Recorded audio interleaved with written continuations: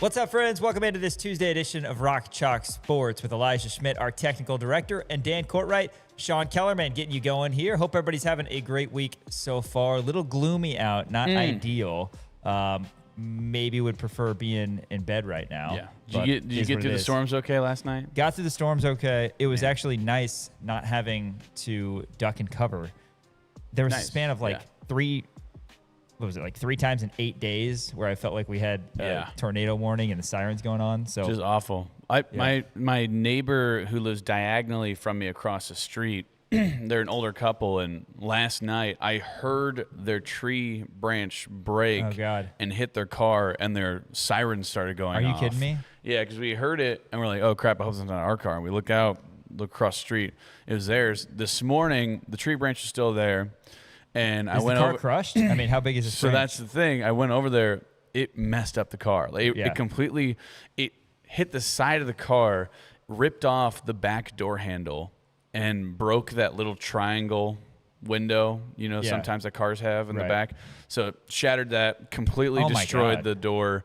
Yeah. And I mean, it was just still laying there. In the morning, they're an older couple, so I went over there and I moved the branch for them. Yeah, I couldn't fix their car. But right. I at least moved the branch out of the way, put it kind of near the street.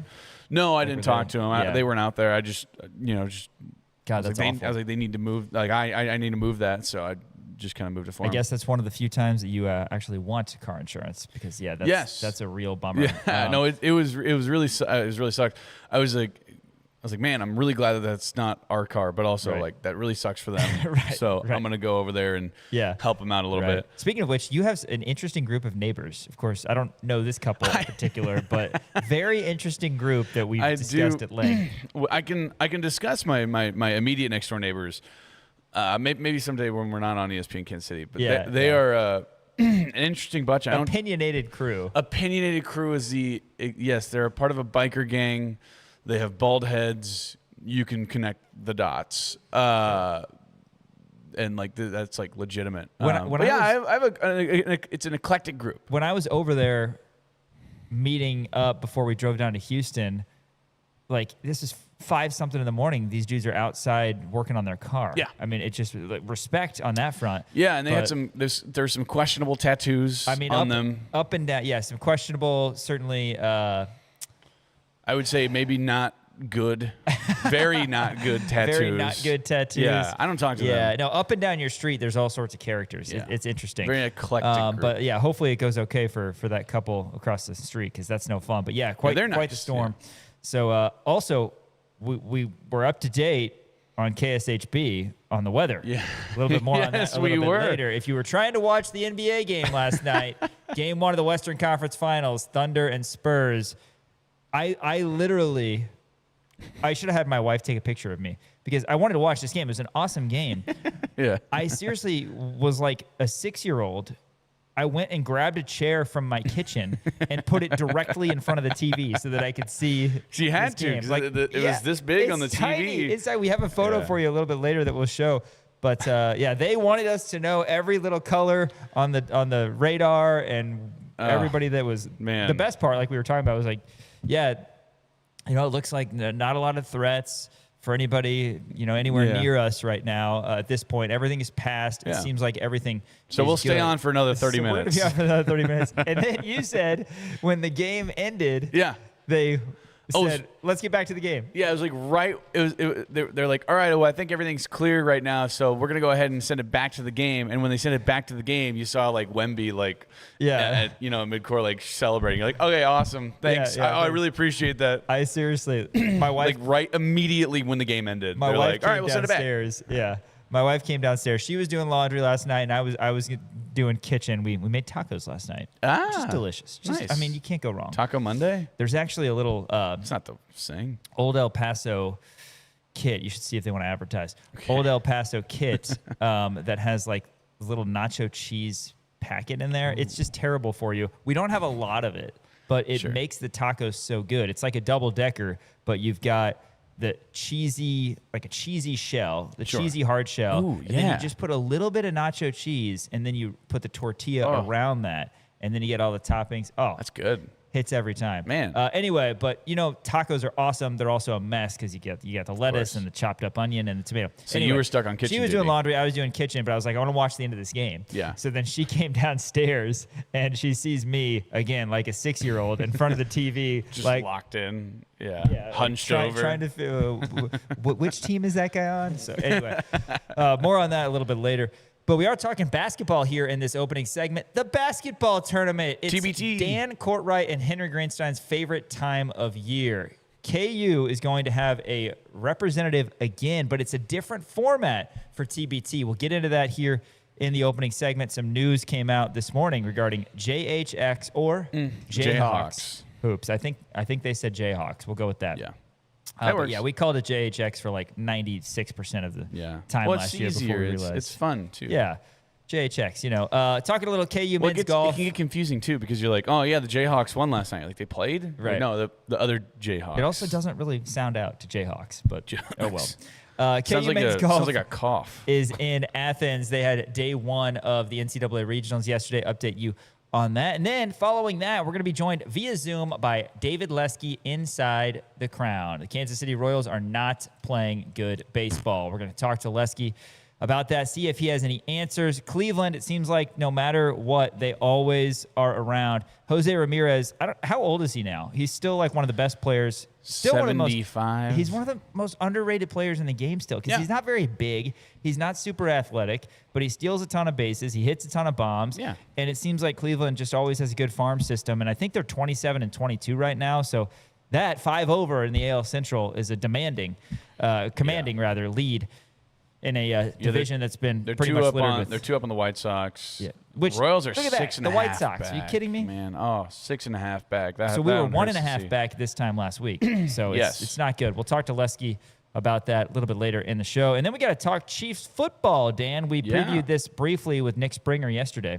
Yeah, we're going to be talking Chiefs schedule release. Obviously, it came out on, what was that, Thursday? It came out on Friday.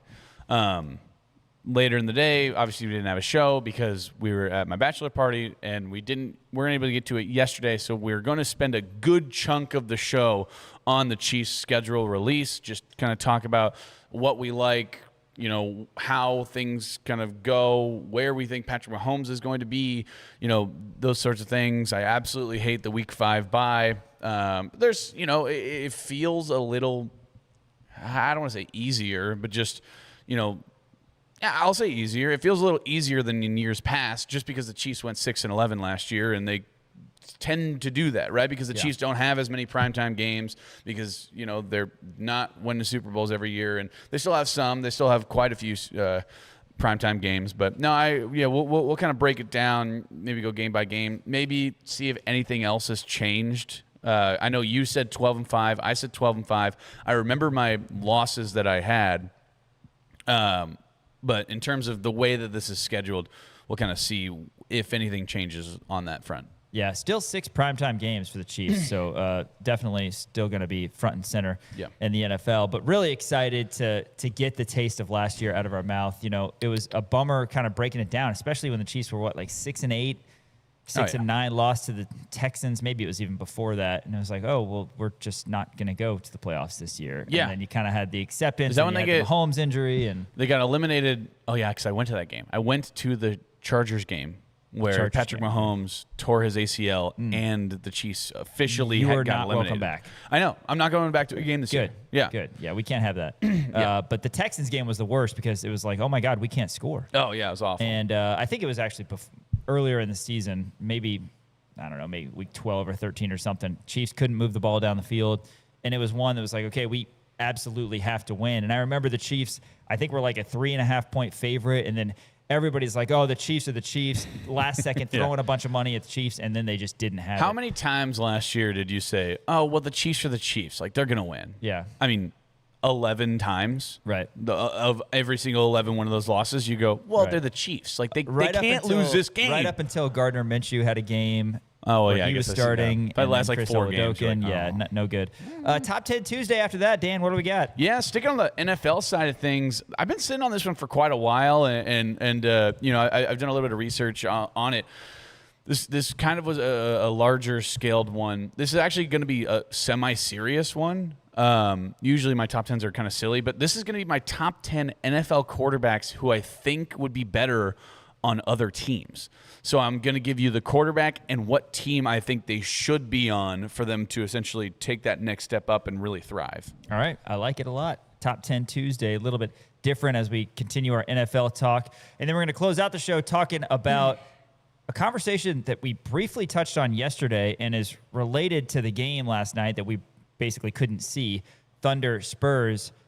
We're doing NBA chatter for what happened last night, but I also want to revisit a conversation about the best player in the world, which if you saw the game, I think you know where I'm going, and it's not the MVP. It's not Nick Timberlake. And then a game pick tonight, Cavs and Knicks.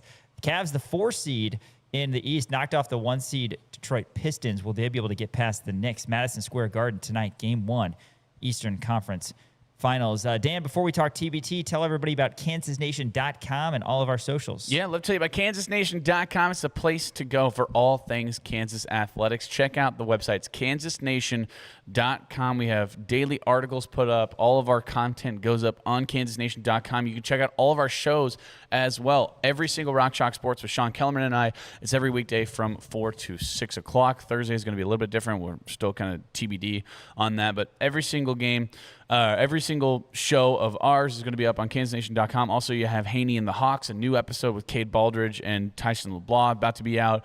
You also have the Timeout with Tyshawn Taylor podcast, the Jayhawker podcast with Nate Bukaty, Between Two Fountains with Mick Schaefer and Greg Gurley. So be sure to check out all of our content there and check us out on social media as well. Twitter, Instagram, TikTok at the Kansas Nation, Kansas Nation on Facebook, and Kansas Nation on YouTube. Everything's going to be on YouTube. And you can check out all of our shows, by the way, live.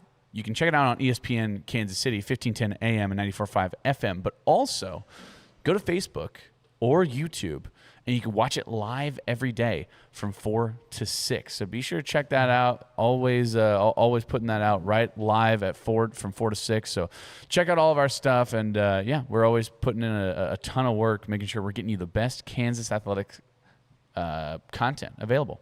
TBT 2026. It's going to be very different than it was previous years. The basketball tournament, it's called. This has been built up to Throwback Thursday, the premier summer basketball tournament, I guess. I mean, they're going for a March Madness type feel in July, and they've done that every year. And this thing has grown and grown. It's been a $1 million winner-take-all prize ever since it started. In fact, in 2025, it was the 12th edition of the basketball tournament, so it's gone well. A lot of times the teams have featured alumni from guys who played, Syracuse, Kansas, wherever, Louisville, and we'll talk more about that. But last year, there were 61 teams. It's a 5-on-5 single elimination tournament, and again, winner took all. There were 26 games broadcast live on Fox, and there were 8 different regionals, and then there were semifinal sites in Charleston and in Wichita. The championship site was actually in Wichita at Charles Koch Arena. The winner of this was the Aftershocks. You might remember that, essentially playing home games in Wichita. But I bring this up to point out how different it's going to be this year. A $1 million prize, which is how it's always been, 61 teams in 2025. 2026, the field is going down to 16 teams, and it's a $2 million prize. I'm not sure what caused the adjustment, but one of the attractive things for this was if you could put a team together, you could have an entry into this tournament and try to find a way to win $1 million as a team.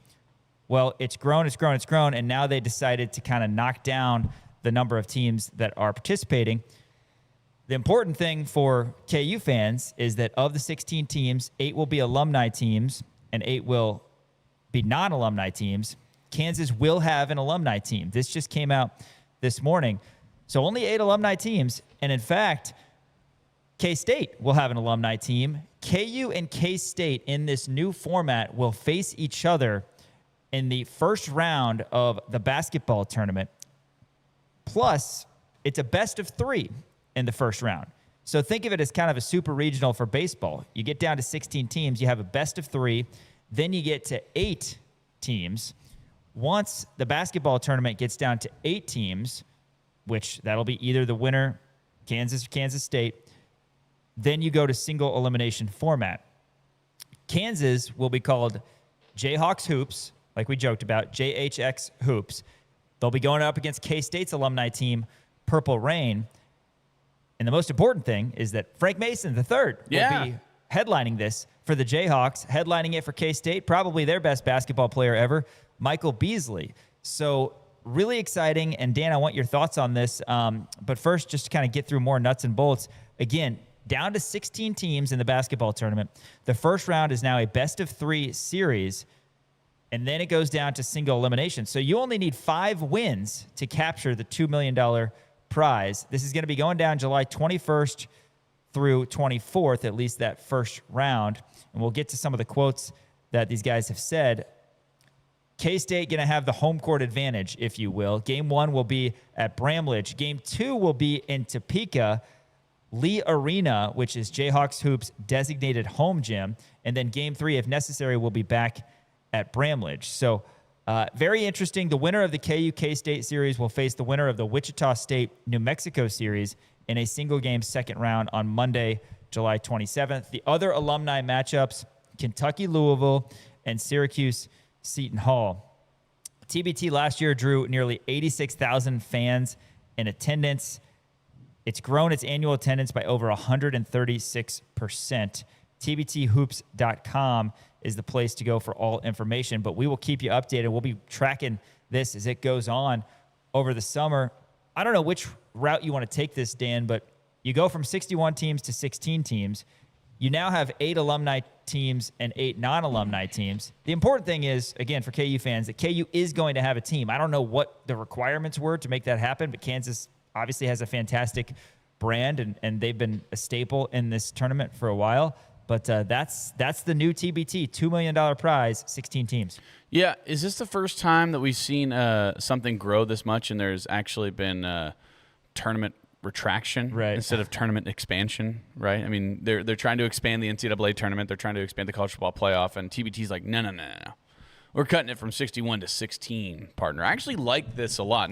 I don't want, obviously, the NCAA tournament and all that stuff to do that. I want it to stay the same. But it is interesting the way that they're doing it because, again, I don't know what the qualifications were. I would imagine it has to do just kind of with, the fan bases and the money and the names being involved. Like, everybody knows Frank Mason and JHX Hoops, the TBT, used formerly Mass Street Collective or Mass Street or whatever it was. They had a massive showing every single TBT game, which was obviously really fun to see. Also, it's great that Frank Mason is back. Frank Mason apparently hit the portal and came back from Syracuse to Kansas. That was a strange deal. So that's exciting. That's going to be great. We don't know any of the other guys who are going to be on there. We were talking off air, like the perfect guy to do this would be like Zeke Mayo. Yeah. Just a all-time, like just a clutch, just a guy who can go down, hit some threes, young guy, still can do a little bit of run. Because when you look at Michael Beasley even said in a quote, he said, I haven't dribbled a ball there in a while. It'll be great to get out there and feel some nostalgia, which I'm assuming he's saying dribbled a ball at Bramlage, but he's still old. Like, he's not, I don't think Michael Beasley is going to be taking over games anymore. He's in his late 30s? So he would have been a freshman in 08. So if he was, that would mean that he was born in 90. So yeah, he'd be 36. Okay, so 36, right? So just a year older than you. So God, he's so old. But Frank Mason coming back obviously is massive, and we know a colleague of ours, Tyshawn Taylor, is always involved in TBT. So I would imagine he'll be involved in some way or another. I know he's been injured the last couple of years. Was a coach and actually wound up being a coach/player last year. But hopefully JHX or JHX Hoops can pull together the correct amount of guys and on the roster and, hopefully win the whole damn thing. It'll be a lot of fun. I do like the 3-game format, though. Hate the fact that they're playing at Washburn just because it's Washburn, and I hate Washburn.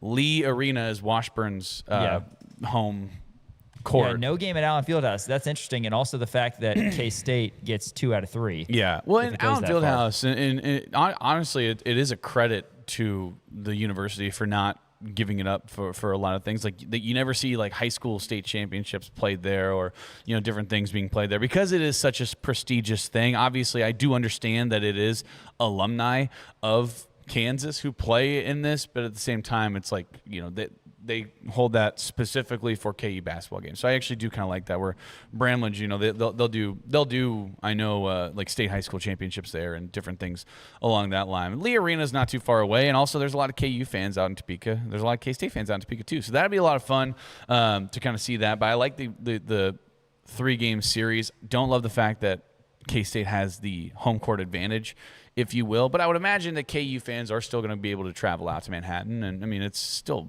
relatively close. If you're a Kansas fan and you live in Kansas, you can take a quick trip out to Manhattan. But I do like the format. And I like the fact that they're splitting it up between alumni teams and non-alumni teams. Because if you remember, I want to say it was 2 years ago, and they might have won a couple of times. It was We Are D3. It was former Division III athletes who wound up going and winning the whole thing a couple of times, right? So that's a non-alumni team of guys from a bunch of different smaller schools who would come together, where as opposed to the Aftershocks or Purple Rain or JHX Hoops, all those guys are pretty much alumni, and there are some exceptions to it, right? There are some non-KU guys on the team as well. There was a couple of them last year who never played for Kansas, and there was a couple non-K-State guys who played last year. I mean, hell, you had Frank Mason playing for Syracuse. You know what I mean? Yeah, Syracuse, allegedly the alumni team. But yeah, no, I do like this new format, and it's going to be fun. It's always fun. You know what I mean?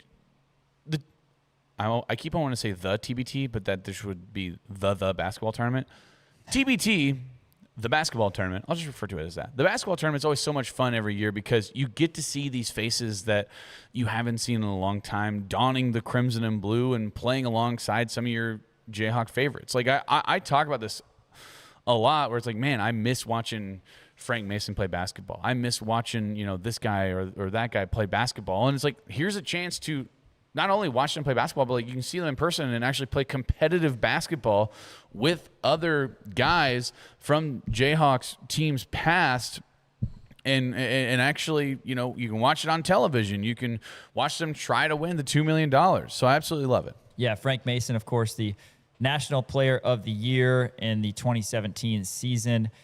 He spent last summer, as we talked about, on a Syracuse alumni team, but he played really well for the KU alumni team, Mass Street, back in 2024. Frank said, quote, "Playing for Kansas is a privilege, and facing off against Kansas State always adds an edge.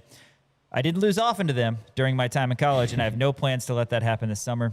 Fans can expect a high-energy series, and we're ready to compete for that $2 million prize. JHX Hoops is here to show that Kansas basketball reigns supreme," end quote. That's a great quote. That is a great quote. I will say this. Another thing.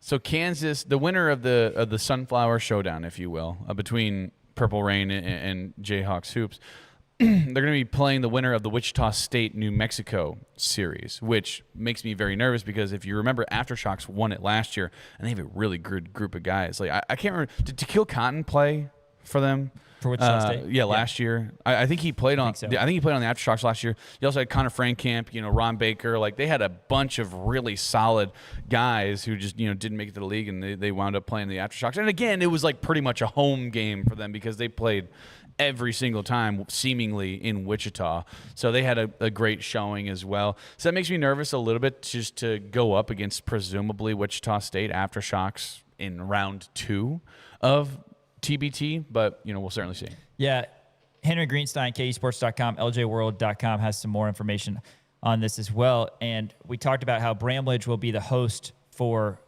Game 1 and Game 3. Yeah. Lee Arena and Topeka will be host for Game 2 of this 3-game series, KU K-State alumni in TBT, where the second and third round games take place, which, again, those are just single elimination. Greeny says they'll be determined by rankings among the alumni teams. The non-alumni bracket, which has 8 separate teams from the 8 alumni teams, will take place entirely in Las Vegas. The Wichita State alumni that we talked about, Aftershocks, if they win, it would host the winner between Jayhawks and Purple Rain. But if the New Mexico alumni beat the Wichita State alumni, those games would be played in either Topeka or Manhattan based on who wins KU and K-State. Spokesperson of TBT, according to Greenstein, also says that if JHX Hoops makes the third round, it would host at Lee Arena unless it's playing against Kentucky or Louisville alumni teams, who, again, are on the bottom half of that bracket. Kansas Alumni team would have to travel in that case. But 3 straight years, Kansas Alumni team, be it Mass Street or JHX Hoops, has gotten past the first 2 games, but then they've lost in the third round 3 straight times. Last year it was 71-68, losing to Heartfire. That was the end of the run for Tyshawn Taylor and JHX Hoops. So we'll keep an eye on that. You know, basketball tournament, it's fun. I'm really curious when we talk to Greenstein tomorrow if he has any intel on how this tournament decided to go from 61 teams down to 16, right, how they were decided to do a best of 3 series in the first round. And certainly, you know, this is the 13th year of the basketball tournament, and it's been $1 million prize every year. Now it's $2 million. Yeah. And there are fewer teams. So theoretically, you have a better chance. You don't have to win as many games to win that big prize. So be excited to see which Jayhawk players are eligible to play in this and which will be selected. JHX Hoops and Purple Rain. That's going to be going down in July, first of 3 at Bramlage Coliseum on July 21st. And we'll have some excitement when we hear about the roster updates for both teams. After this, though, a little update on KU men's golf. They had day 1 in Athens, NCAA Regionals. Rock Chalk Sports, ESPN Kansas City.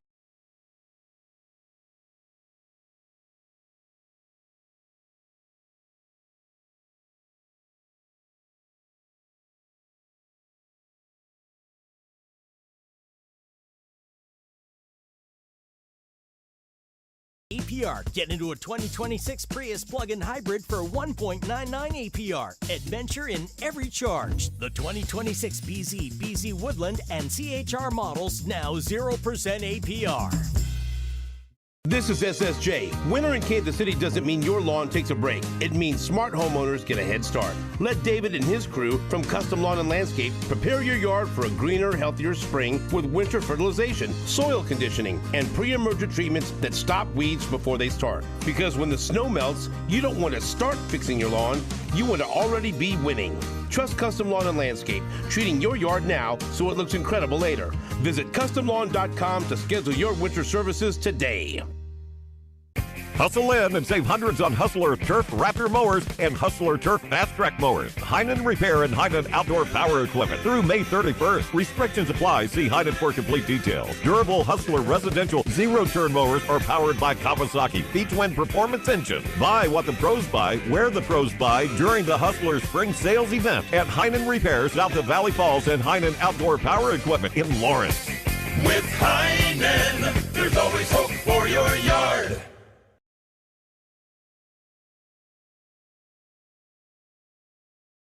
Hi there, Gary Joslin with Joslin's Jewelry. I'm not the class ring company. I'm a mom and pop jewelry store for 42 years. We were recently voted the gold medal #1 jewelry store in the greater Kansas City area by Ingram's Magazine.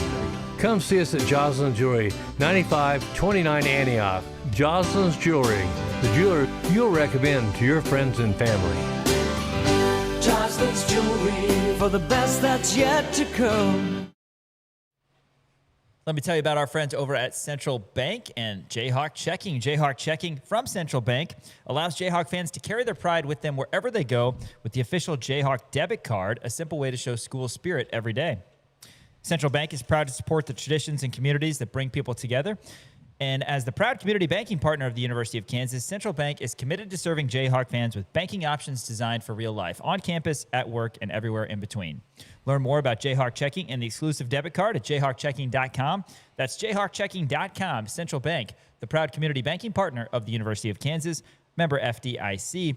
We're talking Royals baseball next segment with David Lesky. He's going to join us via Zoom.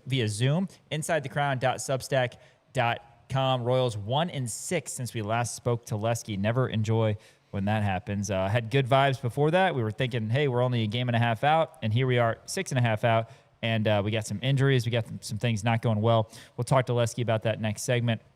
Really quick, though, Kansas men's golf, they had day 1 of the NCAA regionals as they are down in Athens at the University of Georgia golf course.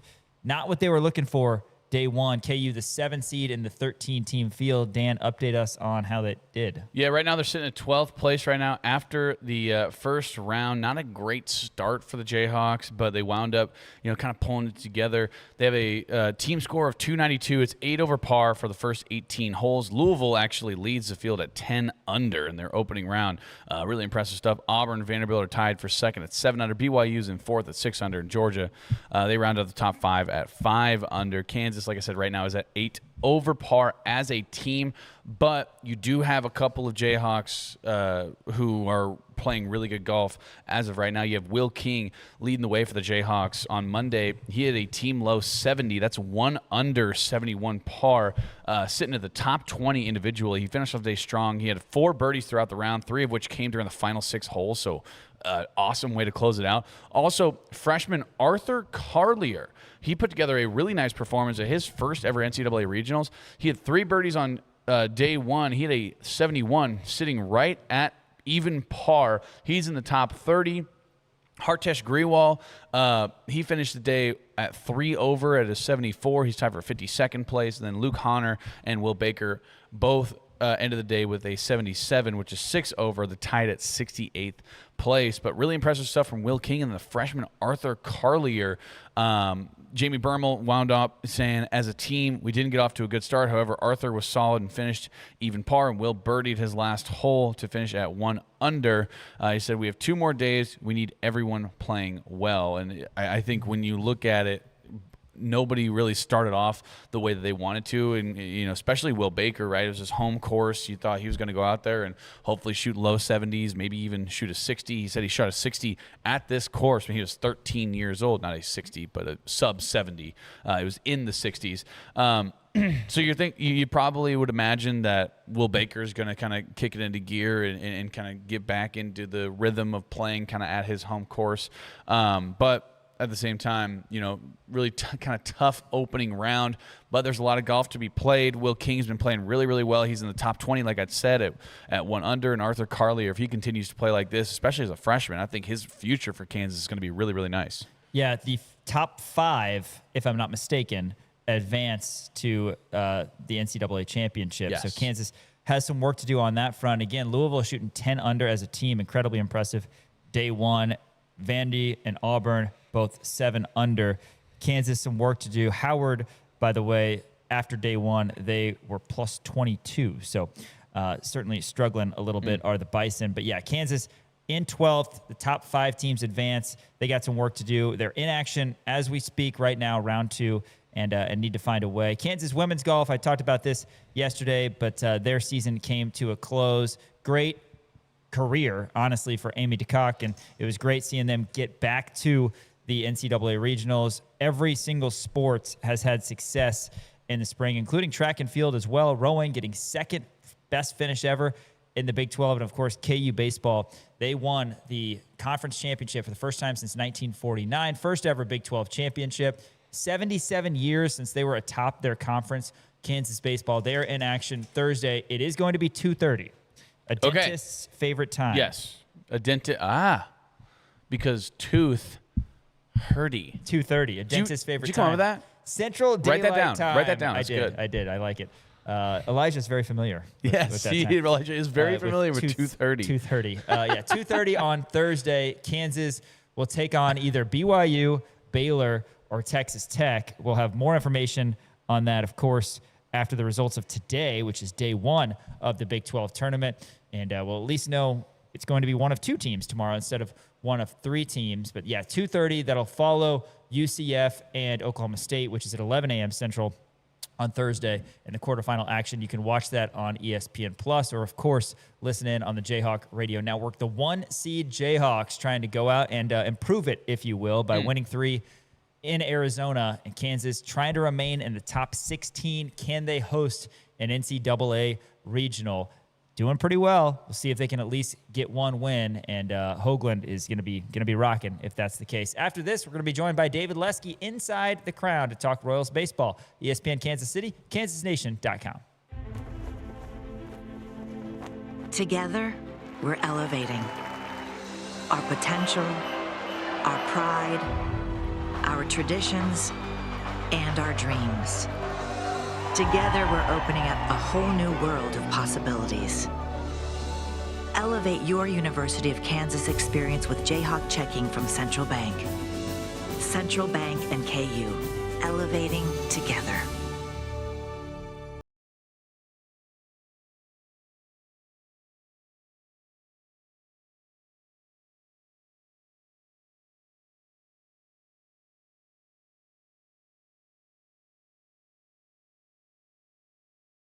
APR or choose a $3,500 customer bonus. Get up to a $2,500 customer bonus on 2026 Tiguan models. This is what the good life looks like. Huge Memorial Day sale at Family Leisure. Unbeatable deals on pools, spas, patio furniture, and more. Jump into summer with exceptional deals on pools.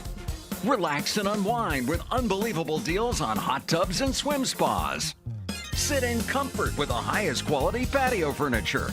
Load up on all the summer essentials with the best chemicals, toys, and accessories. Memorial Day sale going on now at Family Leisure. Hi there, Gary Joslin with Joslin's Jewelry.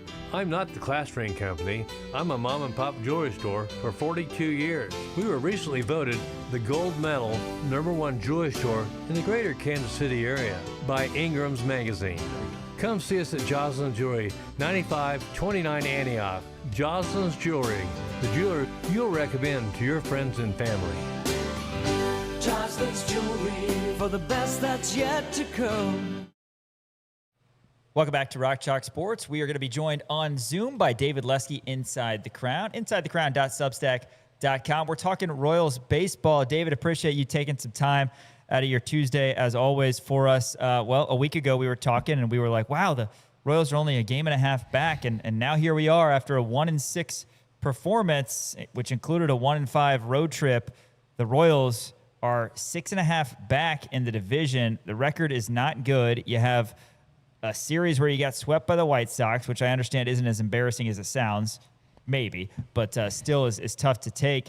What's going on right now? Because we want these guys to be playing to their potential. Nothing's working is what's going on. I mean, I say that jokingly, but it's also kind of true. I mean, let's go back. Let's forget Mother's Day, whatever. Let's go back to the start of the road trip. The offense has not been horrible. They haven't been good. You know, I'm looking right now. They're 22nd in baseball in weighted runs created plus, which you guys know I use it because it's an easy stat to look at to compare everybody. But it's not been good. But Caglianone's hit, Bobby Witt's hit, Carter Jensen actually has come around. And he's been hitting. Kyle Isbell's hitting. Salvi's actually been hitting over the last week plus.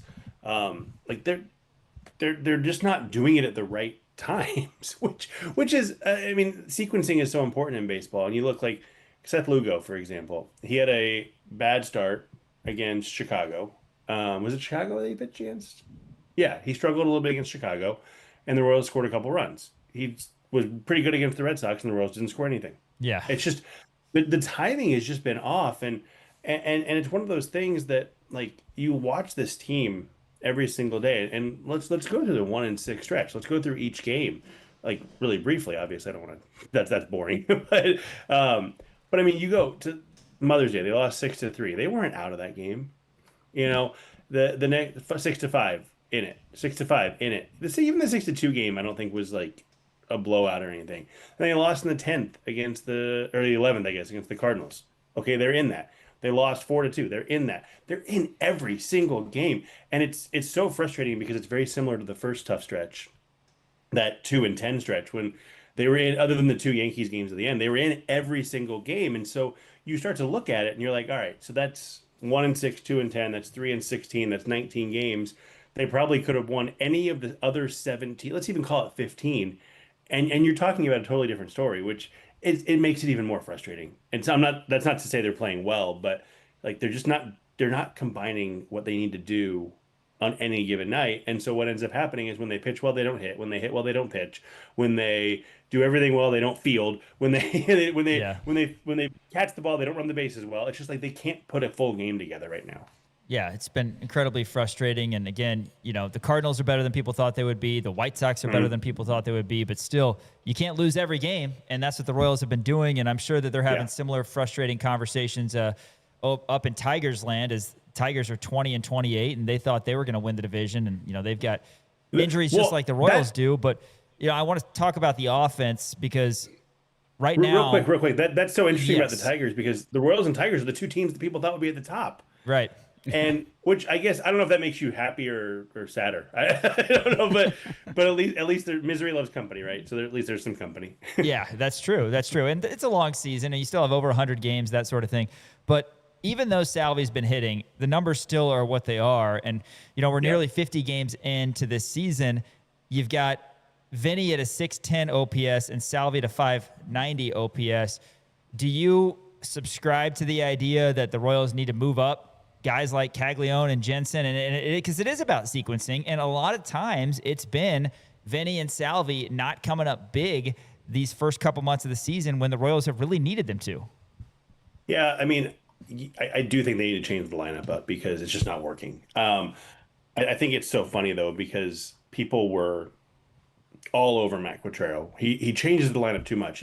Keep a consistent lineup. Keep a consistent lineup. They can't get going because he won't keep a consistent lineup. This year it's been a pretty consistent lineup.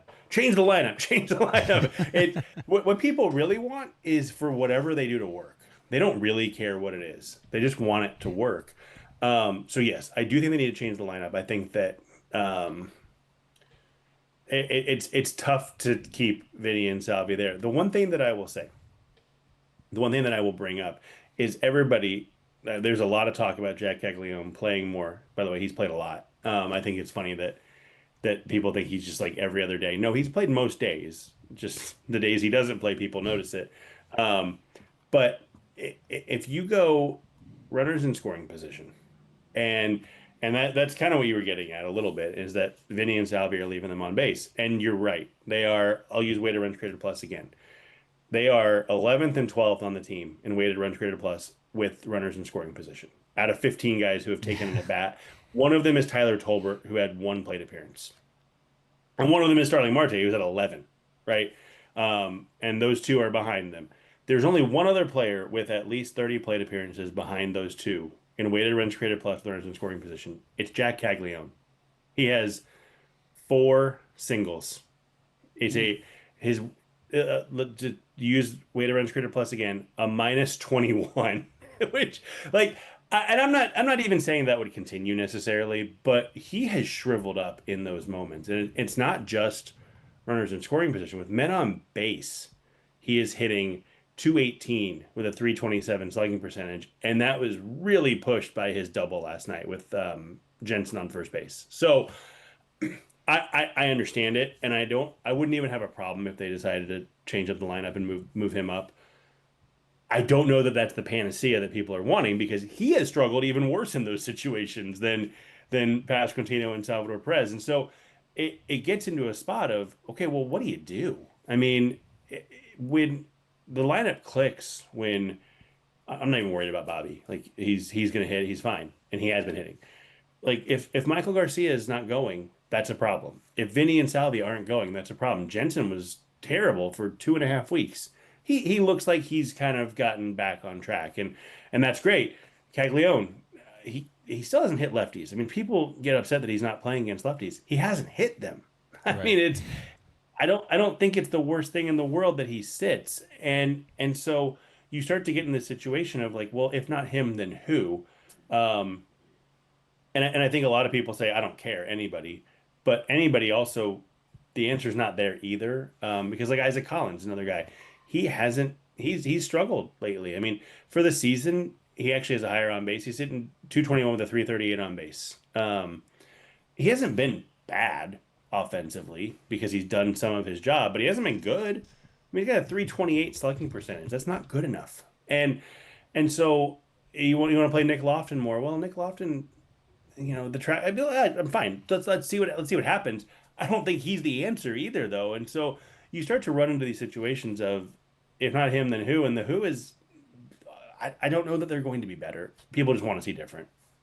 Yeah, and you just need some kind of change, I guess, just to see it, right? I mean, it's like, yeah, I mean, Sure, that was totally. what we were talking about with like changing the lineups. Is like people just wanted to see something change to know that they're actively trying to do something. And David, wanted to ask you, we were talking a little bit off air about an interesting stat that you found, but the Royals, their offense hasn't been dreadful, right? They're not putting up goose eggs. They've been putting guys on base. They had 5 against the White Sox in 2 of their losses. Right, they had 4 against the Cardinals in one of the losses. So the offense hasn't been completely dreadful. And I remember, I can't remember if it was about 2 or 3 weeks ago where I asked you, what's the biggest concern? Is it the hitters or is it the bullpen? And as of right now, guys are hitting okay, right? Better than you anticipate. Just, the Royals are just giving up more runs. I guess in your eyes, has it changed? Do you think the pitching staff is not kind of up to snuff, and that's the reason why the Royals are losing all these games?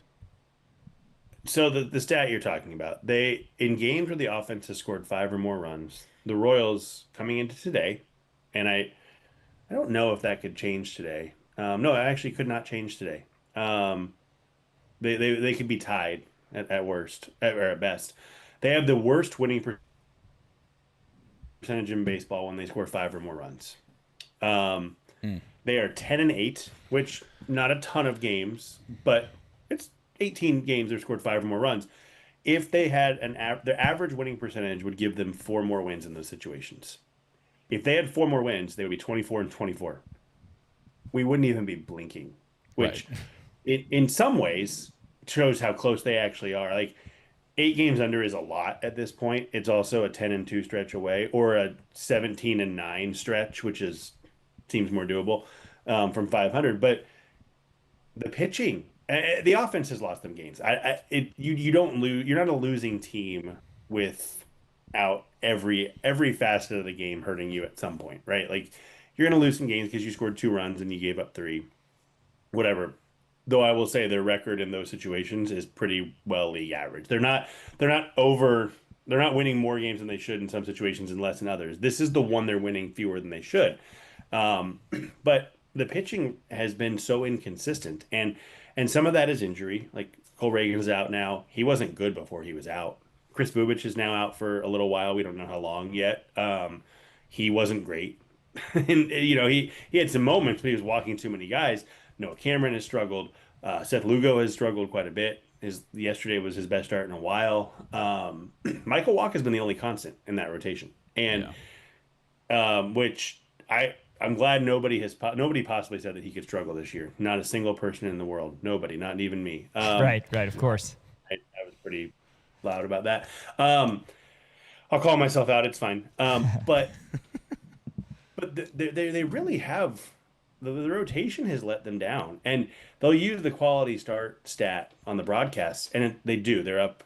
I think they're only second to the Dodgers, if I remember correctly, in quality starts, and that's all well and good. But it's been a while since they've been getting consistent quality starts. I think the last they've gotten I think 4 in a row now, but they hadn't had one in a while before that. Like. Or maybe they hadn't had 2 in a row in a while. I can't remember what it was. Regardless, it's not giving them the rotation isn't giving them enough because when they are scoring runs, they're simply not doing enough with those runs scored because they've given up too much. And the bullpen, I mean, really since Lucas Erceg settled in, and it goes back to what we talked about when they lost Carlos Estevez, they needed a guy stabilizing the 9th inning. The bullpen since then, let's go back to the Angels series. It's an easy end point. I mean, the Royals bullpen has I'm looking right now to make sure I have it right, the 4th best ERA in baseball. And that's, what is that, 23 games? And that's half the season. So the bullpen's doing their job. The rotation, quite frankly, and I mean, I'll use that same endpoint just for consistency. They're 20th in ERA, 4.61. It's just not good enough. And so, you go to those 23 games, and I think they're exactly 500 in that time. No, I think they were game over 500 actually still, because they were, I think they were 8-17 going into that series. and so they're a game over 500 regardless. The rotation isn't doing enough. And so you know, with Bubic out, that doesn't help. Although Stephen Cole looked really good on Sunday in St. Louis, so he can step in there. He'll stay in the rotation. It won't be a battle between him and Noah Cameron. They need Cameron to step back up. When Reagans comes back, they need Reagans to be Cole Reagans. He cannot be this guy who walks 5 guys and gives up 4 runs in 6 innings. He has to be the ace. And support an offense that has, quite frankly, done enough a lot of nights and just hasn't gotten rewarded for it. David Lesky, InsideTheCrown.substack.com, joins us here via Zoom. And yeah, offensively, again, the Royals occasionally are scoring based on how they've won in previous years. You would think they're scoring enough. They still don't have great numbers by any stretch, just a 229 OPS. But generally, the Royals have relied on pitching and defense, and it just overall hasn't been good enough. Pasquantino, a 434 OPS with runners in scoring position. That's 4th worst in the AL among qualified players. So that's an issue. David, what updates can you give us on the injury side of things? You touched briefly on Bubic and Reagans. Matt Strahm also, I think, had a knee thing going to the IL. And then your thoughts kind of on Stephen Kolek's role moving forward, because he's been good. Yeah, so let's go with injuries. Estevez, I believe, will throw next week, or they'll evaluate if he should throw next week, which that's less exciting. But right. But if he can get back, look, I'll tell you right now, if you made me bet will Carlos Estevez throw a pitch this year, I would say no. Wow. Another pitch, I guess, because he's throwing the pitch, and it's just because, you know, his age, shoulder injuries. I don't know. There's something weird going on. I don't have any inside information on that, but it just doesn't feel real great. Now, I thought Bailey Falter wouldn't be back either, and then it turned out he had the same injury that Cole Reagans has, and he could have been back much sooner, but they were kind of trying to shift his role to bullpen. Matt Strahm, I don't think this will be a long-term thing. It's something he's dealt with quite a bit. You never know. He hasn't done anything yet because he just went on the IL, yesterday? They placed him, or 2 days, whatever it was. I guess it was Sunday after his outing on Saturday. So we don't really know that yet, but it sounds like they're hopeful that, you know, he might need the minimum just time to rest up that knee. Reagan sounds... I don't know what they're going to do. It sounds like he's progressing really nicely. I think if Bubic wasn't on the IL, I think you would probably see a rehab start for Cole Reagans just to give him one. I wonder if they don't do that now. So we'll see. I don't think he can come off until, I want to say Friday, maybe Saturday, because that'll be his 15 days. So we'll see about that. I think that's everybody, right? Because I'm now scrolling Annie Rogers' injury article that she keeps updated. India's out for the year. James MacArthur is useless now. Alec Marsh is done for the year. So that's everybody. So those are the injury updates. Stephen Kolek, I love Stephen Kolek. I think that he brings something that nobody else on the staff actually brings, because he is a true sinker ground ball specialist who he throws strikes, which a lot of the staff has not done this year. I like him a lot. His upside is limited. I mean, what we saw in 5 starts last year with a sub-2 ERA, it's not him, and that's okay. I would anticipate that there's going to be enough movement in the rotation over the last 14 games or whatever it is, that he might go back to Omaha here and there. But I wouldn't be surprised if he gets 20 starts by the end of the season. And I think what I like about him is he's 29 years old. He's a non-prospect. I mean, he's a inexperienced big leaguer, but he's a veteran because he's been around for a long time. And so he's a guy, he's kind of Lugo-ish, and he throws a lot of pitches, but he's really smart on the mound. I like what he can do. I imagine if they have 6 healthy starters, it's going to be Kolek versus Cameron at any time they're able to do that. But I also could see them going to a 6-man rotation. They talked about it in the offseason. I could see them doing that to keep some of these guys fresher and healthier. So we'll see how it goes. But I really like watching Stephen Kolek pitch when he's on. When he's not, it's ugly. David Lesky from Inside the Crown joins the show. David, one last thing for you. Just wanted to kind of get your thoughts on the week ahead. You know, obviously the Royals dropped the first one to the Red Sox. Red Sox, I thought were going to be terrible, but then you look at it, the same record as the Royals, which is unfortunate. Yeah. You got 2 more left against them, and then you have the Mariners coming into town. You swept them early in May. Just give us a preview of the rest of the Red Sox series and then this upcoming Mariner series. Well, look, the Red Sox, they're 2 lefties now for the Red Sox on the mound, which has been a problem for the Royals. They're 2-10 in those games. And it's funny, I looked this up because I was curious. The 2 games they've won, they scored 17 runs. The 10 losses, they scored 19. So this offense struggles against lefties. They shouldn't. There's no reason for it. They've got guys who hit lefties. So that it's not going to be easy. And you have a bullpen game today, which not ideal. Seattle coming in, though, I mean, we talk about the Royals struggles. The Mariners are probably, they have higher hopes than the Royals even this season. I mean, they were 3 innings away from the World Series last year. So they're under 500. They are struggling. Look, you never want to say you got to sweep, and I don't think you have to sweep any of the, well, you can't sweep the Red Sox series, but the Yankees then come to town. They need to go, they might need to go 4-1 over these next. And that's tough because that means you're winning both series, taking 2 or 3 or sweeping the Mariners. It's hard to see, but I feel like 3-2, and you don't feel bad about it. But I mean, they need to take care of team. They need to keep teams down who are down, and right now they're the down team, so it's tough. But if they want a chance, they need to get going before the Yankees come to town. Yeah, they sure do. Hey, David, I know that you will be keeping close tabs on these games, but tell everybody who's watching right now about some of the work that you do on Inside the Crown and how they can subscribe.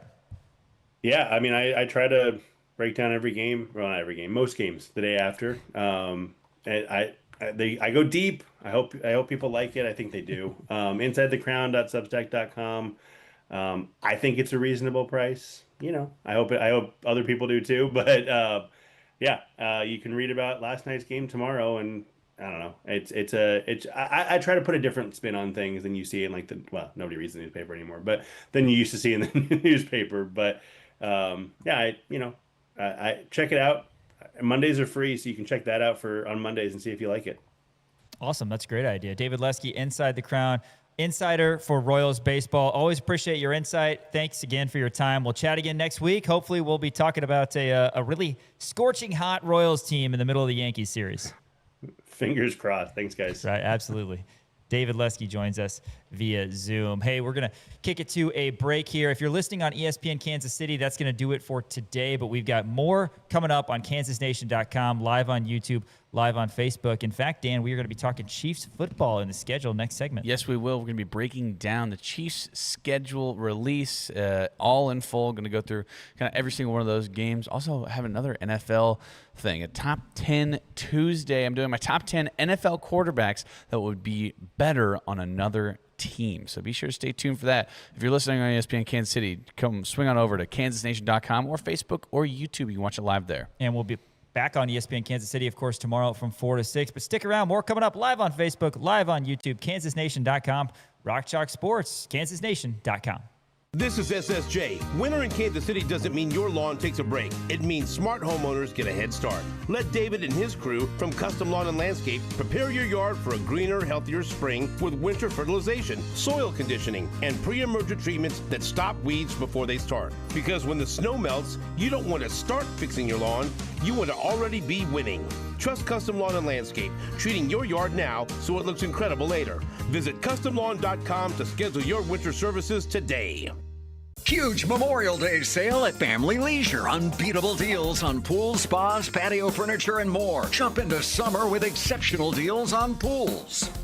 Relax and unwind with unbelievable deals on hot tubs and swim spas. Sit in comfort with the highest quality patio furniture. Load up on all the summer essentials with the best chemicals, toys, and accessories. Memorial Day sale going on now at Family Leisure.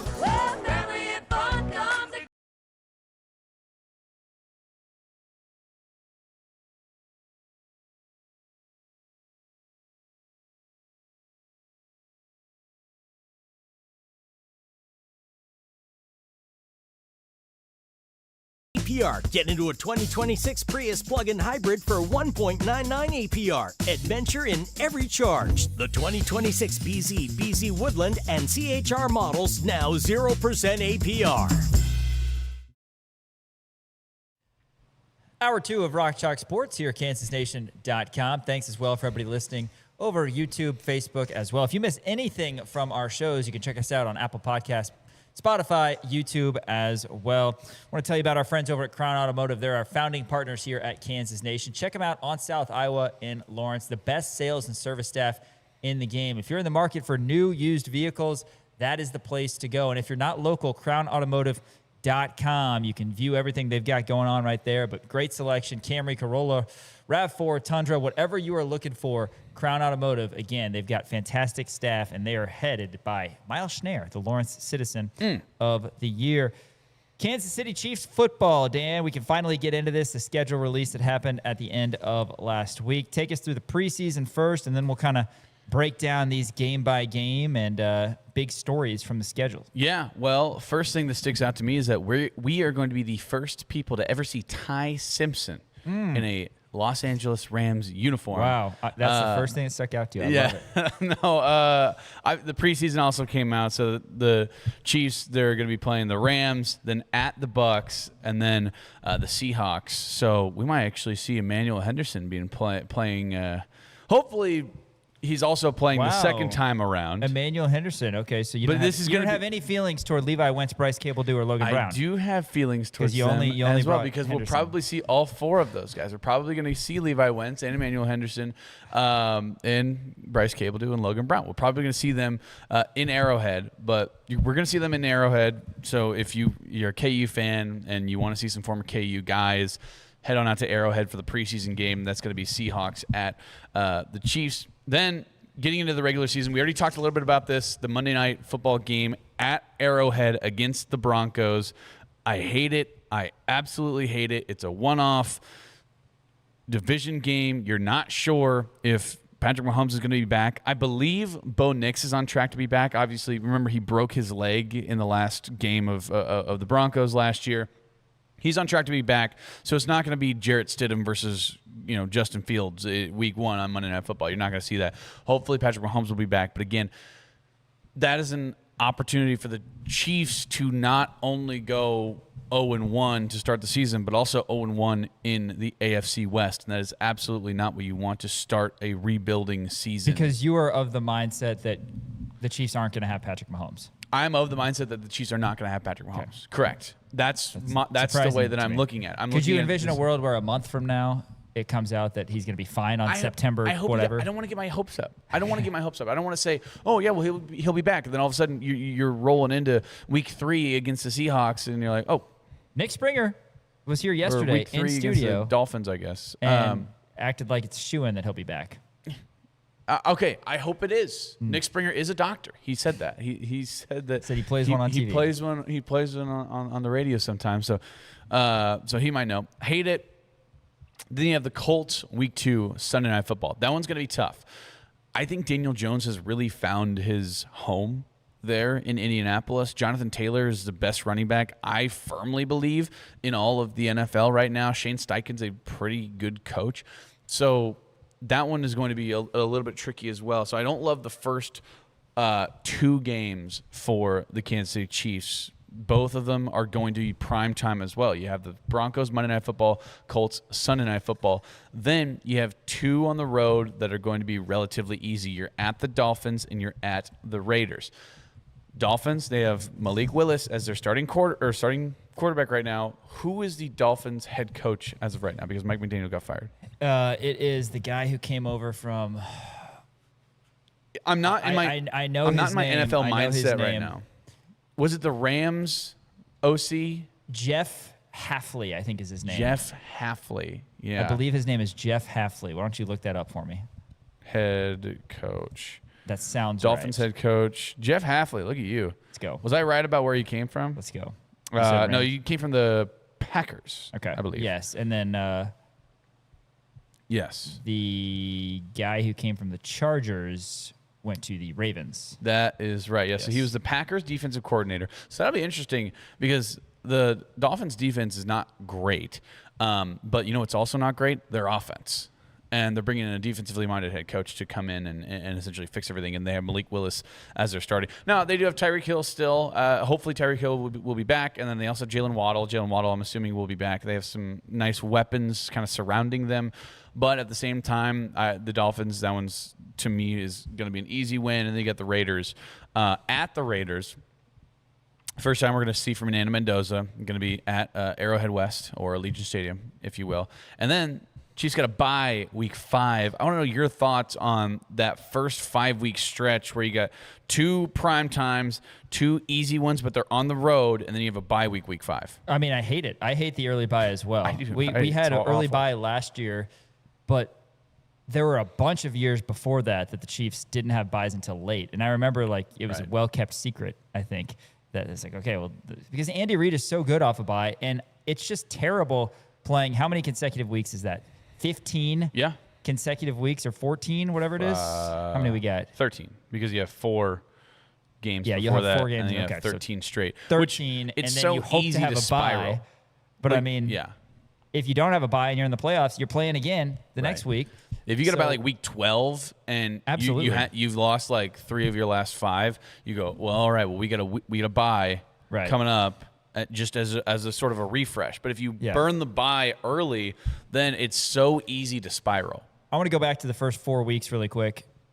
1 and 2, you mentioned Broncos and Colts, good teams. You hope to have Mahomes, but they're also both at home. They're primetime Arrowhead. So if you're not going to have Mahomes and you're facing a good team, you want it to be at home. And if you're not going to have Mahomes and you're facing a bad team, then you accept when it's on the road. Chiefs at Dolphins, Chiefs at Raiders.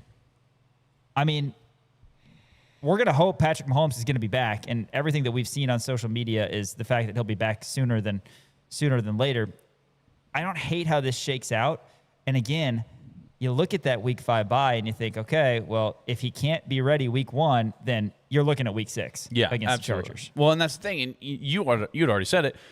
Andy Reid and the entire Chiefs organization is so good off a bye, and you'd love to have a division rival after a bye as well, because that, to me, you're at home against the Chargers coming off of a bye. That, to me, just screams an automatic win, right? And that's so good because that's going to be your 3rd AFC West game that you're going to have. All of a sudden, you're looking down the barrel of potentially 3-0 in the AFC West right there, and it's early in the season. You're in week 6 already, right?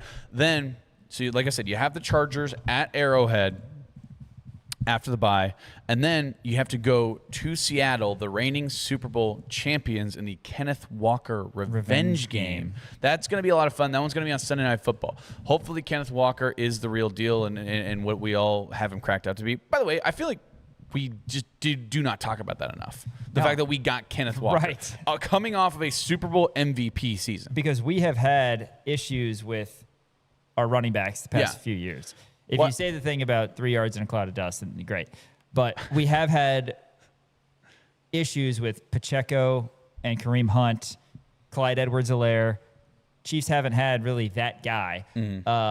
I'm hoping Brashard Smith is still going to be a part of the game plan, and I'm sure he will be. A really talented guy, a 7th-round pick, if I'm not mistaken, from SMU, and the Chiefs got some quick jet rookies coming in also. But Kenneth Walker should be the guy to where you have a top 10 running game in addition to a top 10 pass game. Yeah, absolutely. And when you look at Brashard Smith, I mean, I look at him as like a Dylan Edwards kind of utility guy. I say, if you want to keep Brashard Smith on the team, which you should, then you need to transition him to a slot receiver, because who's the slot receiver right now for the Kansas City Chiefs? He's so small. I just don't know if So is Tyreek Hill. Yeah, but I don't know. I don't see he's not. I'm not saying he's going to be Tyreek Hill, and I'm saying he's not faster than Tyreek Hill, but I see him as being more of a who's the slot? Back. Is Nico Remigio? I don't know, but I don't see Brashard Smith in the slot. I don't think he's got the size. Okay. I mean, ideally, Worthy's in the slot at some point. But you look at the running back room, and the running back room is kind of stacked right now, right? Because you're going to have Emmett, the Nebraska Johnson. Emmett Johnson. Yeah. Yes, I almost said Emmett Smith. I was like, we do not have Emmett Smith. Emmett Johnson, the Nebraska running back. I think he's going to be a right away difference maker. You have Kenneth Walker. You still have Kareem Hunt, right? So Brashard Smith is staring down the barrel of either being the 4-string running back, or he could be like the 1 or 2 slot guy. Probably second string slot guy. I can really see that. So again, if they want that. The best ability is availability, and it's so good to be flexible, especially when you have such a versatile skill set as Prashad Smith. So I think you're probably going to see that a little bit this year. After you're at Seattle, that again going to be tough. They bring Sam Darnold back. They have a very good defense. JSN just won Defensive Player of the Year, as we know. Right. We'll get into that in the sports stock market on Friday, but they sent him his trophy, and it says Defensive Player of the Year, not Offensive Player of the Year. Oopsie. The Seahawks are obviously a really, really solid team.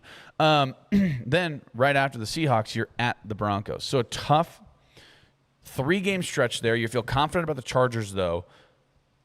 Tough little 2-game road swing at Seattle, at Denver. That's really tough. I mean, I guess that's the one thing I like about the bye is it's before a divisional opponent and a quality divisional opponent at home. That's October 18th against the Chargers.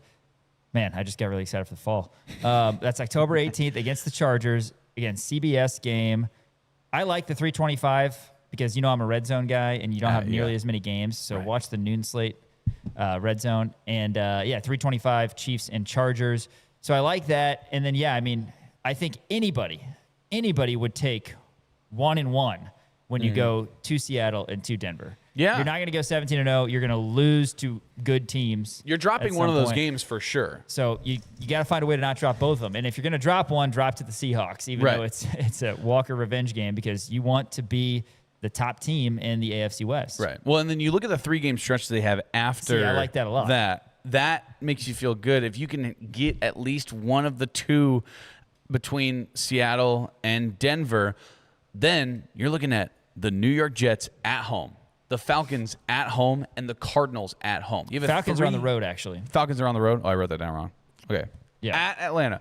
Okay, so never mind. You don't have a 3-game stretch at home.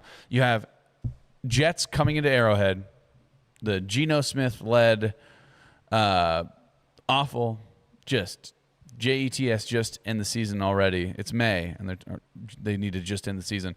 At the Falcons, which they'll be interesting. I think Michael Penix is a really good quarterback. Drake London is super good.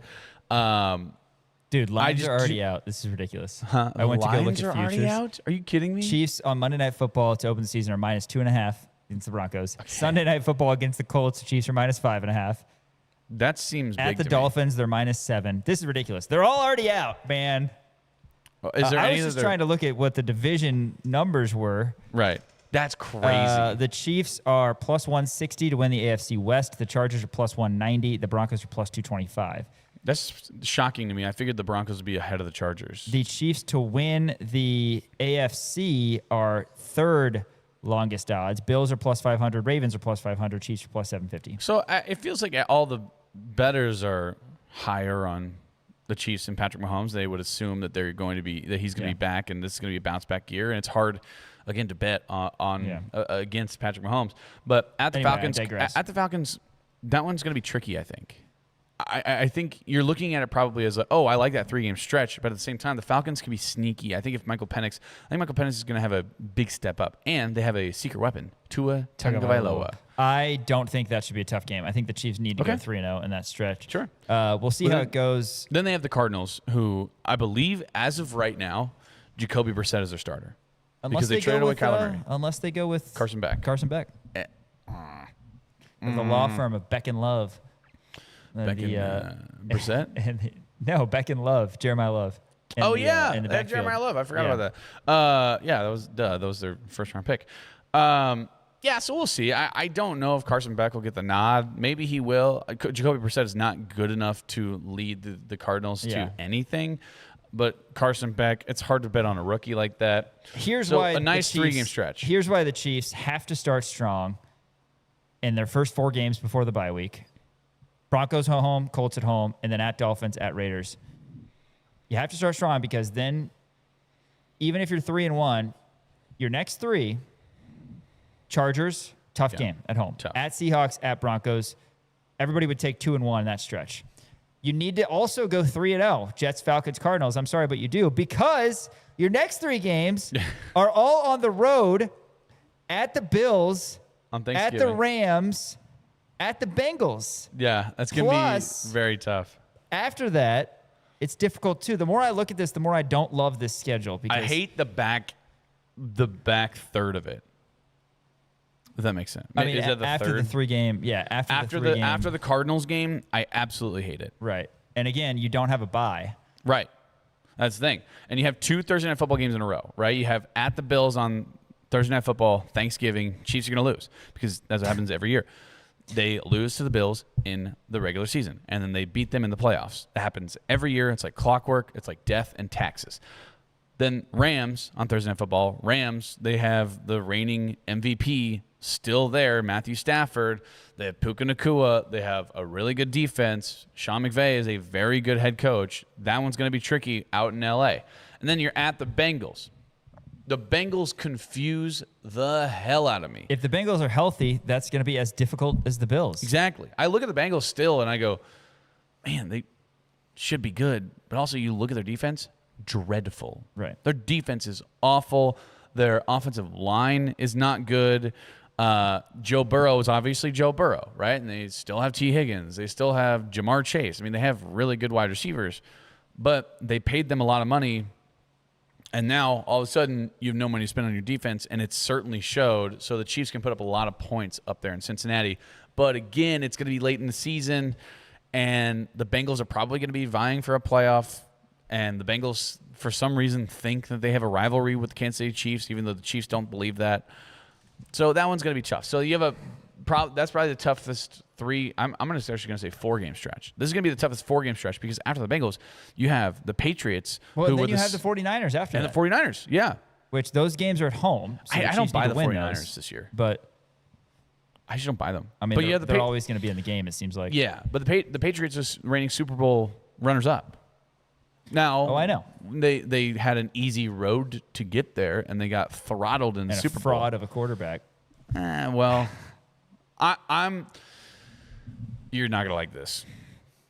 I don't. I'm starting to become a. Drake May is a fraud. Actually, Okay. Lotta and Haney. Right. They do love them some Drake May, but yeah, and then like you said, you have the 49ers. What is that? Week 16. 49ers at home. Then you finish it off, which I don't love. Because then you don't have then the implications are higher, right? It sucks because the Chiefs more than likely aren't going to be able to lock up the AFC West earlier than anticipated. You still have to go at Chargers, and then you have the Raiders coming home. So, and I love the Raiders coming to Arrowhead to close out the season if the Chiefs need to win that game. Right, that's true. But do you remember? Prefer the Raiders in like week 9. Yeah. At home. I mean, give us one game in the Raiders, division that looks, because that's the easiest game on the schedule. Right. The Raiders coming home. I mean, yes. The Jets coming home. But you also thought that about the Raiders. What year was that? I was at my parents' house in Carbondale. I was still in college whenever the Raiders wound up. And also, this is a few years ago when the Raiders beat the Chiefs on Christmas Day. Right. Chiefs still wound up. No, I know. But again, you're going to take the Raiders at home. Yeah. Against pretty much also the Raiders. Else. I hate it simply because of the fact that they're going to be out of the playoffs. They have nothing to play for. But you know what they're going to do? They're going to say, hey, let's salvage the season and try to beat our number 1 rival. And this is their Super Bowl. You know what the Chiefs last are going to do? They're going to go out and they're going to try to beat the Raiders as well. I understand that. You believe that? But the Raiders just like to be the spoilers whenever it comes to the Chiefs. That's why I absolutely hate it. Also, you have at Chargers. Chargers, I can guarantee you, they're going to be in the AFC West title picture, and I think this is going to be a big step up for Justin Herbert and and Harbaugh and everybody. You're going to have Joe Alt, who's healthy. Rashawn Slater's going to be healthy this year. Like, the Chargers really do scare me. Like, they're my dark horse to probably win the AFC West this year if it's not going to be the Chiefs. So I hate the fact that you got to go at the Chargers late in Week 17. Okay. That's fine. But you also hate having to face the Broncos at home week 1. I mean, you're going to have to face these teams. I want them in the middle. I know. It's.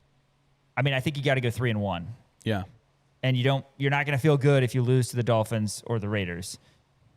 I mean, you're going to hate losing the Broncos also, but you can't ever look at a 4-game stretch in the NFL and say, okay, 4-0. Yeah. So by that logic, I'm saying 3-1 before the bye. So you're 3-1 in the bye. Then you got to look at the tough 3-game stretch, week 6, week 7, week 8. Chargers at home, at Seahawks, at Broncos. Are you thinking 2-1 or are you thinking 1-2? I ask me again in 15 minutes. I'm gonna say 1-2. So the Chiefs are looking at 4-3. I think Chiefs beat the Chargers and then they lose the 2 away games to the Seahawks and the Broncos. So 4-3. I'm saying you got to go 3-0 against the Jets, Falcons, Cardinals swing. You have to. Then you're 7-3. You're feeling good, but you're looking at your schedule thinking, okay, now the season starts. Yeah.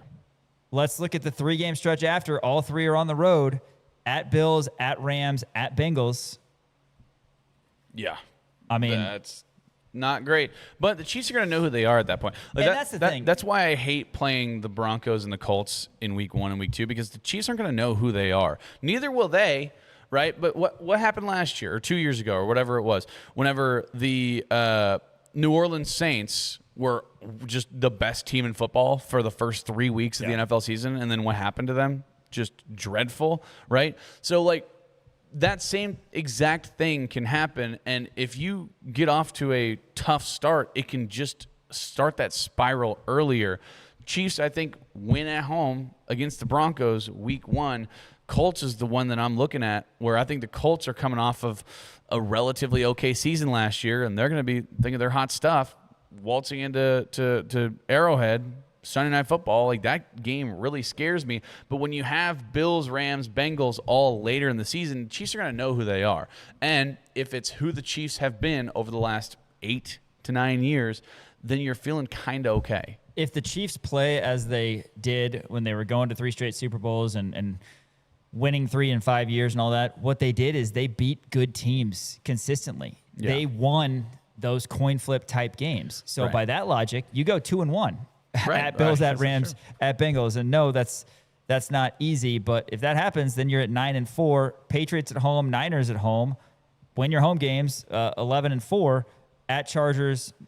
I guess you could say there's a loss somewhere in there in Raiders. So I'm stuck on that 12-5 for the Kansas City Chiefs. But yeah, I mean, when you look at the schedule, what scares you are weeks 6 through 8, Chargers at Seahawks, at Broncos, and weeks 12 through 14 at Bills, at Rams, at Bengals. I mean, those are ridiculously hard games. But again, the Chiefs, when they've been the Chiefs, when they've been at their best, they win hard games. They beat good teams. They're not a normal team, and that's why they won 3 Super Bowls in 5 years. They've got the best player in the world, and now, yes, there's still some questions, especially in the secondary. We understand that. Can they rush the quarterback?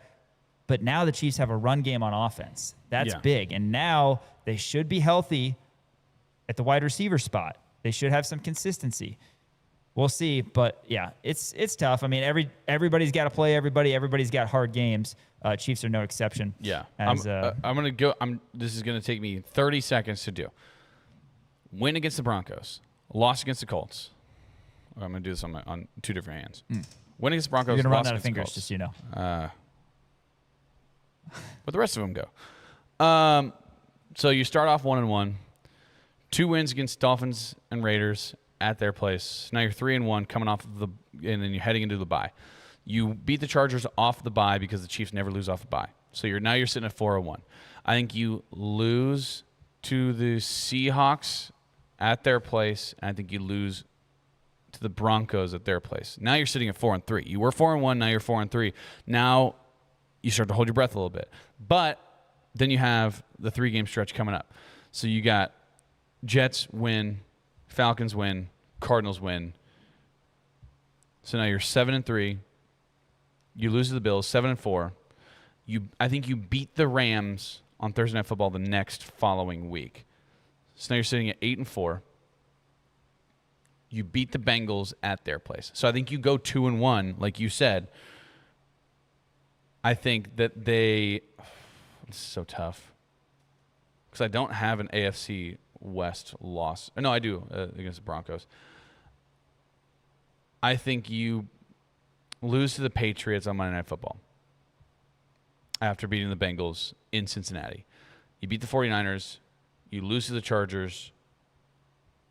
and you beat the Raiders. So I have them at 11-6. So it's changed a little bit. I had them at 12-5 earlier. Now I think you're like whenever we knew the opponents. Now I'm sitting at 11-6. Patrick Mahomes, did you hear that? You're going to lose to the Patriots at home on Monday Night Football. That's not that crazy. Who'da thunk it? That's not that crazy. They have a good team. Oh, but you think Mike Vrabel's going to... Oh, boy, that's a story for a different day. The Chiefs football gets underway preseason That could be something. August 15th against the Buccaneers. After this, more NFL talk. It's a Top 10 Tuesday here on KansasNation.com. Hustle in and save hundreds on Hustler Turf Raptor mowers and Hustler Turf Fast Track mowers. Heinen Repair and Heinen Outdoor Power Equipment through May 31st. Restrictions apply. See Heinen for complete details. Durable Hustler residential zero-turn mowers are powered by Kawasaki V-Twin Performance Engine. Buy what the pros buy, where the pros buy during the Hustler Spring Sales event at Heinen Repair, south of Valley Falls, and Heinen Outdoor Power Equipment in Lawrence. With Heinen, there's always hope for your yard.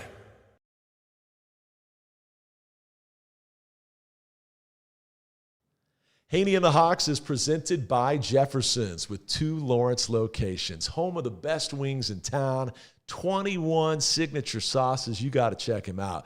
But if wings aren't your thing, how about a burger? They hand patty their certified Angus beef every single day. Also hand bread their tenders. They make their ranch in-house. There is truly something for everybody at Jefferson's. Go see my buddy Brandon Graham and the entire crew at Jefferson's, either on Mass or Wakarusa in Lawrence, Kansas.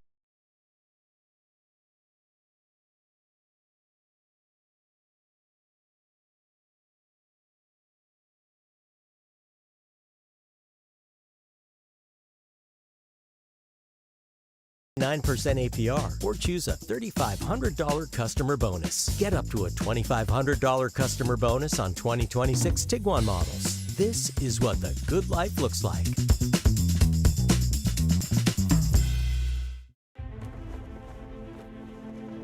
Together, we're elevating our potential, our pride, our traditions, and our dreams. Together, we're opening up a whole new world of possibilities. Elevate your University of Kansas experience with JHX checking from Central Bank. Central Bank and KU, elevating together. Custom Lawn and Landscape partners of us here at Kansas Nation. They have a 7-step fertilization process that will help you get the best lawn that you're looking for. Is your lawn ready to be the envy of the neighborhood? That expert 7-step fertilization weed control program will help. They've got over 40 years of experience serving Johnson County, and they are now serving Lawrence and all of Kansas City as well. You can get your first application absolutely free, Custom Lawn and Landscape. Check out their expert grub control as well. It's guaranteed to prevent lawn damage before it even starts. Custom Lawn and Landscape. Visit them online at customlawn.com. Top 10 Tuesday, Dan. More NFL chatter. Yes, more NFL chatter. I'm doing my top 10 NFL quarterbacks that I think would be better on another team, and what team that would be. Interesting. Okay. So I want to start off here. Classic offseason thing. Because there's a lot of quarterbacks that I feel like they're just in the wrong spot. You know what I mean? And I'm sure that a lot of people also think that. I mean, you thought that about Justin Fields every single stop that he's ever been at. Finally is in the right spot. Back up to the Kansas City Chiefs. I actually have Justin Fields on here. I'm going to save him for a little bit later. Okay. But I'm going to start here with my number 10 NFL quarterback who I think would be better on another team. I'm going to go with Cam Ward, and I want him on the Cowboys. Okay. Do you know why? Because the Cowboys have a very good offensive line and very good weapons for him to throw to, right? So theoretically, anybody would thrive in that offense. Yes, but I think most namely Cam Ward, because when I look at Cam Ward, he's just a really good pocket passer, and I think that he reminds me a lot of Dak Prescott, but I think it was going to take time for him to get to that level. But I think in terms of confidence, because it's so easy for a number 1 overall pick to go to such a dreadful team and just get pounded on like he did with the Titans this year. It does horrible things for your mental health, for your confidence, for everything along those lines. I think Cam Ward is a legitimate Pro Bowl caliber quarterback if he's playing for the Dallas Cowboys. It'll be interesting to see how his second season goes because everybody was high on him. Like, he was getting selected in fantasy drafts. Of course, he's the number one overall pick. But, yeah, I mean, the Titans, that's the problem with young quarterbacks. Name one Titans wide receiver right now. Something Westbrook Akine, maybe. What's his first name? I think you might be right about that. Hold on. There was one that I had. Wan'Dale Robinson. Oh, that's right. They gave him a bag. Yeah, they did. That is ridiculous. Yeah, they absolutely did. Yeah, he threw for 3,169 yards, 15 touchdowns, 7 picks. But imagine if he had like actual pass protection that he was able to kind of thrive under. I think which kind of happens. Like, Fernando Mendoza will probably be okay, not great, his first year because he doesn't have that many players around him. Right, exactly. Like, Fernando Mendoza is a fantastic quarterback, but again, if you would, and that's why you have the NFL draft, right? The bad teams get the good players, right? And I like the way that it's formatted. But yeah, I think that Cam Ward would be in Pro Bowl conversations if he were to play with the Dallas Cowboys. Number 9 on my list of NFL quarterbacks who I think would be better on another team, I'm going to go with Bryce Young on the 49ers. Similarly to, I think kind of similar to the Cam Ward thing where, the Panthers offensive line is not great. Bryce Young is good at kind of scrambling. I think he really showed his arm talent this year. He took a major step up for the Panthers. But I think if you were to get him into the system of Kyle Shanahan and the 49ers, I think Bryce Young is a better quarterback than Brock Purdy is. Only 5'10", not a very big guy, but I had completely written him off. Right. Before he came on last year, I Yeah. had completely written off. I was like, oh, he's just a bust. Yeah. He's not very big, and, who knows what the Panthers have done moving forward if they're able to get some guys around him. I mean, this is a playoff team, though. Don't forget that. No, I know. They went to the playoffs. What were they, 8-9 or 9-8? I think they were 9-8. I think they went 9-8. Yeah, I think they were over 500. But, yeah, I mean, his rookie season, they had a terrible offensive line, and they had terrible pieces around him. I mean, Adam Thielen, no disrespect, but Adam Thielen. He was 85 years old. DJ Chark, the running back, was Miles Sanders. That's right. I mean, that was a bad team. It was a terrible team. The Panthers had, and they cleaned it up a little bit. But, yeah, I mean, I'm cheering for them. I kind of cheer for the small market teams. Yeah. No, I get it. But also, like, if Bryce Young played for the 49ers, I think that he would be a very good quarterback just because of the fact that they have such a system there to ensure that the quarterback thrives. And I think Bryce Young is such a talented quarterback that he would be able to maybe even win a Super Bowl with the 49ers, just with the kind of the talent that they have around them, right? Obviously, Deebo Samuel's not there anymore. I get that. But they have Christian McCaffrey, so the box is going to be loaded, right? So their offensive line is also really good. Trey Williams is getting older. I understand that. But if he's able to get flushed out, I mean, he's shown that he can drop some dimes on the move. You got Brandon Ayuk down there, Juwan Jennings, whoever it is. I mean, you're going to be solid. George Kittle, right? Dump-offs. I mean, I think Bryce Young thrives with the 49ers. He's definitely an accurate quarterback. He's proven that. Now he's got Ted McMillan to throw to, so maybe he'll end up thriving big time in Carolina. Number 8. Yeah, hopefully. Number 8 on my top 10 NFL quarterbacks that I think would be better on another team. This is a weird one, but it just feels right to me. And I have no real rhyme or reason as to why. Kirk Cousins on the Arizona Cardinals. Huh. He would start right away. Of course. Right? I mean, they have Jacoby Brissett. They have, Carson Beck. It's fine. They also have Marvin Harrison Jr., who he can throw to. They also have Trey McBride, who I believe was like 5th in the NFL in receiving yards last year. Correct me if I'm wrong about that. He didn't even I'm have pretty sure as that's good a right. season as people thought he would have. Trey McBride was 6th in the NFL in receiving yards. Still, I mean, and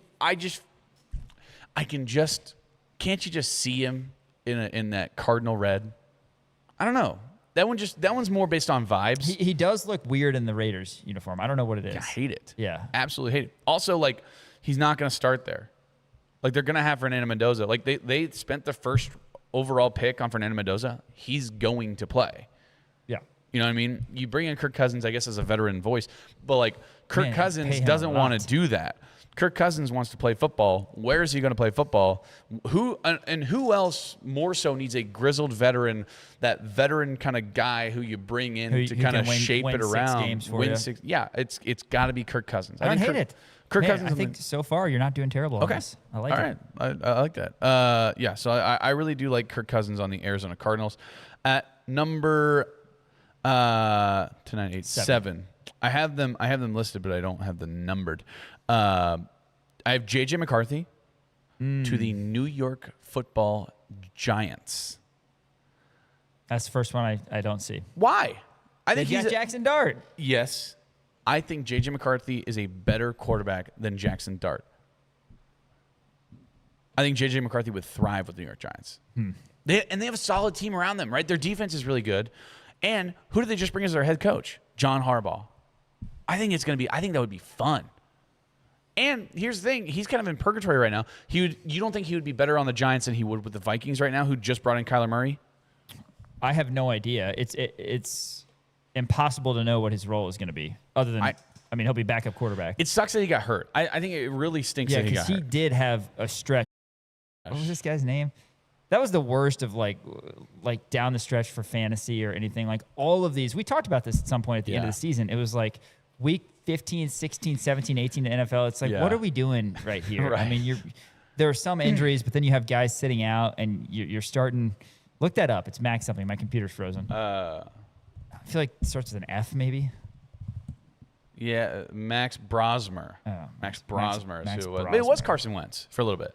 Yeah. Carson Wentz was okay, and then Carson Wentz wound up getting hurt, and then they had to bring in Max I can't see it Brosmer. because I like Jackson Dart more than J.J. McCarthy. Sure. Which I don't know. I think J.J. McCarthy just screams to me. He reminds me of Eli Manning. So maybe it's off vibes too.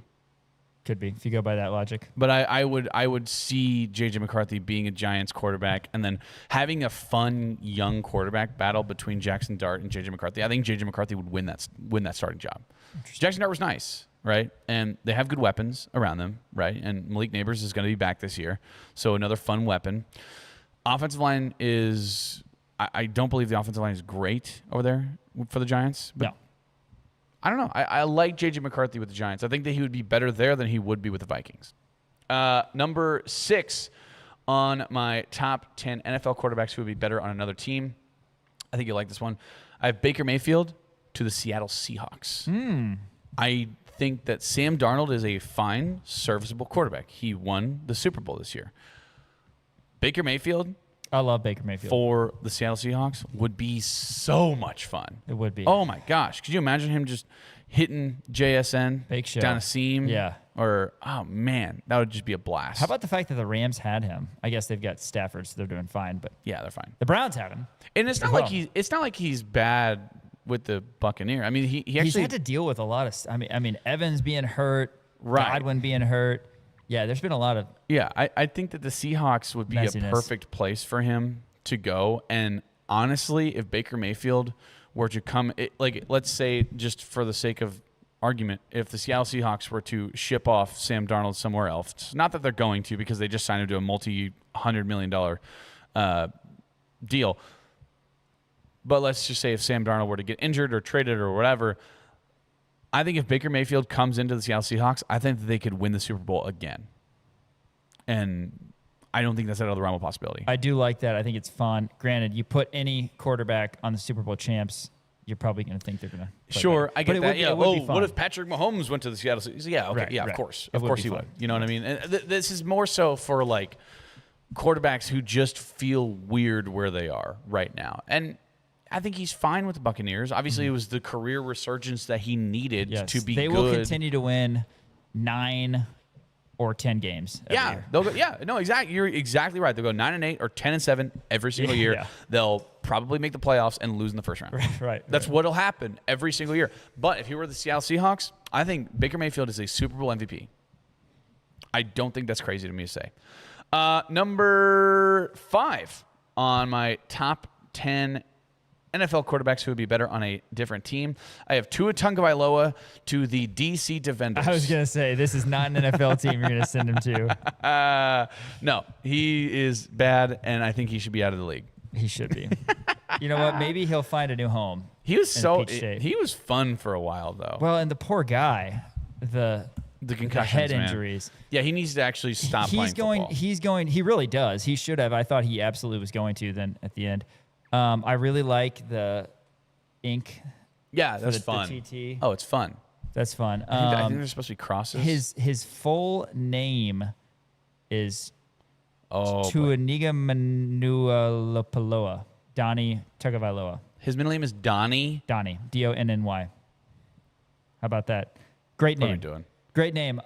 That's hilarious that his middle name is just Donnie. I also think he should be done playing football based on some of those absolutely brutal injuries that he took. But he wants another opportunity. He'll get that in Atlanta. Cheering for him, hoping for no more injuries. Yeah, I hope so. He's a really good guy. Like that goes without saying. But a bad quarterback and needs to be done playing football. Oh, man. But He if can he throw wants some to, ducks. I think he could thrive with the DC Defenders. Mm-hmm. I think they could knock off the Birmingham Stallions in the UFL. I think he would sit behind Jason Bean, honestly. Think so? Jason Bean's now in DC. I think he would. That's true. Yep. That is true. A fun veteran voice to be in there for Jason Bean to learn under and then hopefully take his job. Number 4 on my top 10 NFL quarterbacks that I think would be better on another team. I actually have Caleb Williams to the Buccaneers. I think if you just do a switch where Baker goes to the Seahawks and then Caleb Williams goes to the Bucs, really good offensive line down there. Darnold to the Bears. Why not? I think that part of the reason Caleb Williams struggled was because of the fact that their offensive line was so incredibly dreadful. And they do have good weapons over there in Chicago. I do understand that, right? Rome Odunze, a lot of fun. DJ Moore, a lot of fun. They have Cole Kmet over there. Isn't DJ Moore somewhere else now? Oh, did he move? Yeah, he's at the Bills. Oh, that's right. I think I knew that. Yeah, they paid him a lot of money, didn't they? But Caleb Williams to the Buccaneers, that one just, to me, makes a lot of sense. I think that, Chris Godwin would be a lot of fun. I think that they do have Emeka Egbuka. I mean, are you kidding me? Like, I think Caleb Williams connecting with Emeka Egbuka I can see in my brain right now you going on DraftKings and putting money on Emeka Egbuka anytime touchdown. I did that a lot last year. I can see it. I did that so much last year. It was ridiculous, and I lost so much money. I did a couple first touchdown bets on him too. And tough scene. He's fun. He's so good. He's so good. Oh my gosh. I just think Caleb Williams. I think Caleb Williams would thrive down there, man. Line somewhere. And like Todd Bowles is the coach. Like I think that he thrives in that system. I think that Caleb Williams is a Pro Bowl quarterback in Tampa. Man, he had a huge year last year. Yeah. All right, who's number 3? Number 3 on my top 10 NFL quarterbacks who I think would be better on another team. Your boy, Justin Fields with the Minnesota Vikings. I think Justin Fields finds his spot. I think when you look at... How about Fields to the Steelers, man? They should have never gotten rid of him. Kevin O'Connell is the perfect coach, I think, to get the best out of Justin Fields. And Justin Jefferson and name is blanking on him. Jordan Addison. Jordan Addison, former USC guy. That's fun. That is a fun team. Do they still have TJ Hawkinson? I believe they do. Yeah. I believe. I mean, Justin Fields, you give him actual spacing too because of all of the deep threat wide receivers that they have. I think that Justin Fields would be able to showcase his arm talent, and if he needs to, he can run. It just makes sense. And he's better, and I will give you credit on this, he's better than Kyler Murray. He's a much better quarterback than Kyler Murray. Yes. So I think he goes in right away, and Justin Fields earns that starting job, and they go 10-7. And that's substantially better than being a backup on the Chiefs. All over it. I'm sure you would be. You'd be coming into work with your Vikings helmet. He never got to showcase his stuff with the Bears. He certainly never got to with the Steelers. He played a little bit. Didn't he get hurt for the Jets? He did and that get was just hurt. A terrible for the team. And it just wasn't. I mean, nobody's gonna succeed. Yeah. So with the Jets. Hey man, but Justin Fields with the Vikings. Give him an opportunity somewhere. Yeah. Hopefully, I think it's the right coaching staff, the right amount of dangerous weapons. Will he succeed with the Chiefs? We'll maybe find out if Mahomes doesn't go. We'll certainly. I mean, it would be easy to see a world where he does, but yes. Yeah, I think he does fine with the Chiefs. Number 2 on my top 10 NFL quarterbacks who I think would be better on another team. Give me Justin Herbert with the Detroit Lions. I like it. I like that. Right? Yes. Because he's better than Jared Goff. They've got an offensive way line. better offensive line. And Amon-Ra St. Brown is so much fun to watch. Yeah. That's a top 5 offense easily. Absolutely. You add in Justin Herbert because everything about Justin Herbert is like, if he had a good, but if he had really good wide receivers, if he had a good offensive line, if this, if that. Everyone calls him if man, right? You put him with the Detroit Lions, that gives him a chance to prove it. I think he does. Oh, thatuld be fun. Man. I think he wins Super Bowl. Give me the over. Yeah, absolutely. Absolutely. You take the over. Yeah. And then my number 1 quarterback, NFL quarterback that I think would be better on another team is my boy, Trevor Lawrence, to the Chicago Bears. I think Trevor Lawrence, if he goes to the Chicago Bears, again, I don't know if he's very good in cold weather, but I think that with Rome Odunze and Cole Kmet and the style of play that they utilize and with the head coach over there in Chicago, I think Trevor Lawrence was able to take a mediocre to bad Jaguars team and bring them to the 2 seed in the AFC. I think that there are more pieces there in Chicago that Trevor Lawrence could really do some damage. I'll try to see that. Okay. I think that would I just think it works, man. I think it works. Who's the running back in Chicago right now? It is Monangai or whatever his name is. Monangai. Yeah, Kyle Monangai. Monangai. Yeah, that's right. I just like it. I like it. They also have Swift still, don't they? Oh yeah, they do have DeAndre Swift. Yeah. I have 2 that I wanted that I didn't put on here on my list, but I wrote them down because they make sense. Mac Jones to the Dolphins. Oh, 4-13. Yeah. And I think it would be. I think he would just be launching balls up to Tyreek Hill. Oh, they'd be bad, but it'd be fun, right? Okay. Don't you think it'd be a lot of fun? And he would be a starter again. He's not a starter right now. I guess. And then I have Brock Purdy to the Colts. Actually, I think Brock Purdy would thrive with the Colts. I think you get Alec Pearson there. I think Jonathan Taylor with the running back. So it would be very similar because he would have one of the best running backs in the league right behind him, as he does now with Christian McCaffrey. Right, I think it's a similar kind of style and system that I think Brock Purdy would be really good with the Colts. Plus, you have one of the best wideouts in the country. Yeah, and their defense is a lot better Pearson. too. Right, the highest paid wide receiver. Yeah, seems like it. Top 10 Tuesday, NFL quarterbacks that Dan thinks would thrive on a different team. NFL chatter for you on this Tuesday. After this, we're talking a little NBA. Game 1, Cavs-Knicks is tonight, and a little KU baseball news as well. It's coming up next. KansasNation.com. This is SSJ. Winter in Kansas City doesn't mean your lawn takes a break. It means smart homeowners get a head start. Let David and his crew from Custom Lawn and Landscape prepare your yard for a greener, healthier spring with winter fertilization, soil conditioning, and pre-emergent treatments that stop weeds before they start. Because when the snow melts, you don't want to start fixing your lawn. You want to already be winning. Trust Custom Lawn and Landscape, treating your yard now so it looks incredible later. Visit CustomLawn.com to schedule your winter services today.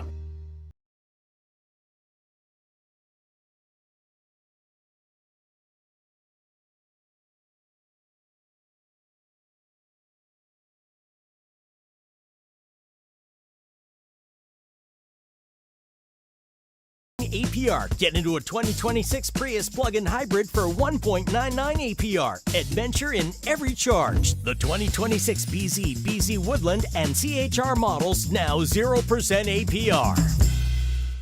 Huge Memorial Day sale at Family Leisure. Unbeatable deals on pools, spas, patio furniture, and more. Jump into summer with exceptional deals on pools. Relax and unwind with unbelievable deals on hot tubs and swim spas. Sit in comfort with the highest quality patio furniture. Load up on all the summer essentials with the best chemicals, toys, and accessories. Memorial Day sale going on now at Family Leisure. Hustle in and save hundreds on Hustler Turf Raptor mowers and Hustler Turf Fast Track mowers. Heinen Repair and Heinen Outdoor Power Equipment through May 31st. Restrictions apply. See Heinen for complete details. Durable Hustler residential zero-turn mowers are powered by Kawasaki V-Twin Performance Engine. Buy what the pros buy, where the pros buy during the Hustler Spring Sales event at Heinen Repair south of Valley Falls and Heinen Outdoor Power Equipment in Lawrence. With Heinen, there's always hope for your yard.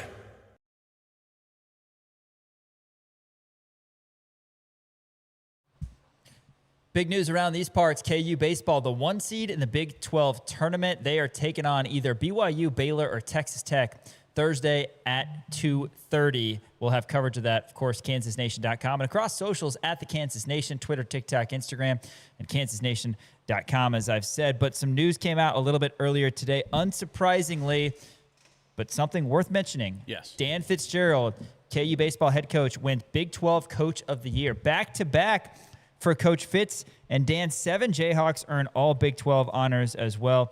Crazy good stuff.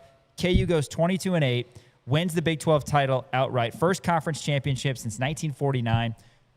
39-16 overall.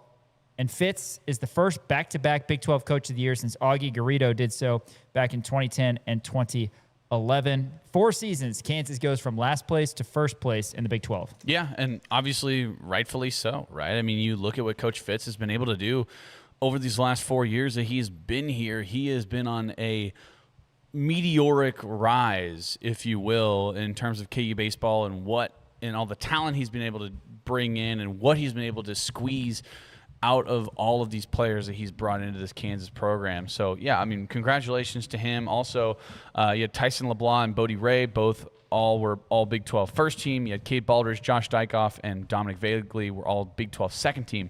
Brady Ballinger and Mason Cook earned Big 12 honorable mention. So, congratulations to those 7 guys who made some, or I guess it was 8 guys. LeBlanc, Ray, 7 guys. Baldridge, Dykoff, Vagley, Brady, and Mason. Oh, so it is 7. 7 guys. Did my math. 7 guys. Yeah, Ray and LeBlanc on all Big 12 first team. Second team, Baldridge, Dykoff, Vagley, and honorable mention, Ballinger and Cook. We'll have more on that tomorrow, go through some of the numbers, but incredible stuff and certainly worthy recognition for the Big 12 champs, Kansas baseball. NBA last night, Spurs and Thunder, double overtime, Dan. Yeah. Spurs win 122-115 at Oklahoma City. Yes. Oklahoma City had won their first 8 games of the playoffs. We were talking about this yesterday. I don't remember in what context, but I think we were talking about Shea winning the MVP.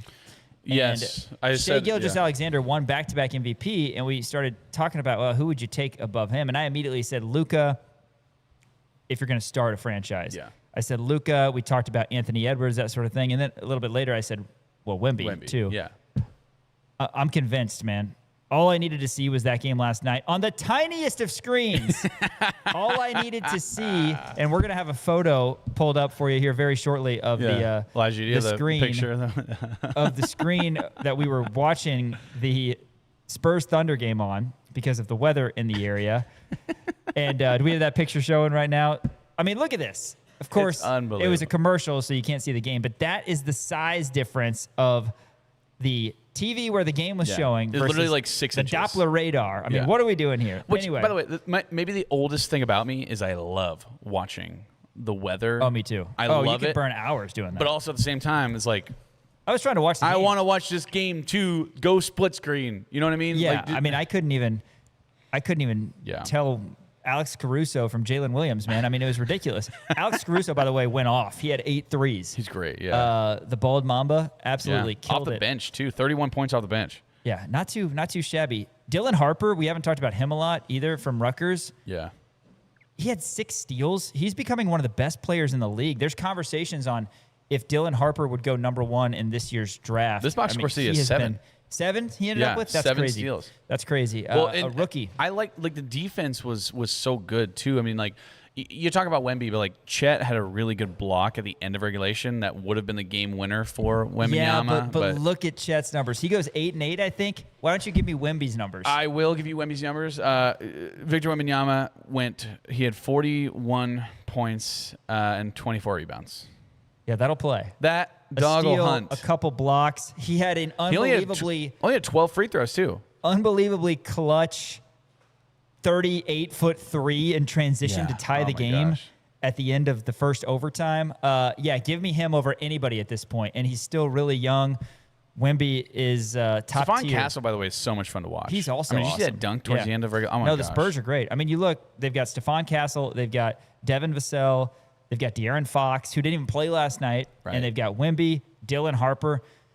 They're loaded. As good as the Thunder have been, I mean, the Spurs are going to be right there in the West for years to come. All those guys are young as well. Shea didn't have a good game again. I mean, he's not been efficient at all. Yeah. Well, he had 24 points in this one, but he only went 7 for 23 from the field. I mean, not great. He did have 12 assists in this game, though. So facilitation was great. He had 5 steals in this one. I mean, Shea is a really good player, but you talk about the 41 and 24. I mean, that is... If you're starting a team right now, it has to be. You have to have Wembanyama. It has to be. I mean, I don't think the Spurs were else... not good until they got Wembanyama, and then now look at them. They're in the Western Conference Finals. Stephon Castle obviously plays a big part of that as look well. At what they've Dylan done Harper, in the draft, too, with Castle and Harper. Yeah. And they traded for Fox, which was smart. Yeah, but it all circles around Wemby, and he does absolutely everything. 7'5", he hits threes, blocks shots, rebounds. He's a facilitator. He can get there off the bounce. I still think Luka and Ant are up there, but those guys are, and maybe I'm being what do they call that? Facetious. No, what's the saying where you're living too much in the moment, or like you're over too much in the moment? Recency bias. No. I guess, something along those lines. Recency bias. I think it's called a merchant of the. I don't know what it is. But too much recency bias. No, I know what you're talking. Victim of circumstance. No, we'll go with recency bias. Okay, sure. But I mean, I think Wemby's number one, and then there's a second tier, as good as Luka and Ant are, and Jokic, of course, some of those guys who are a little bit older. Wemby's the guy to take. Hey, let's do a game pick for tonight. It's game one. When's the last time we did a game pick? It's been a while, man. I miss it. Madison Square Garden, game one, Eastern Conference Finals. The Knicks are laying 7.5 against the Cavs. Over-under is 217.5.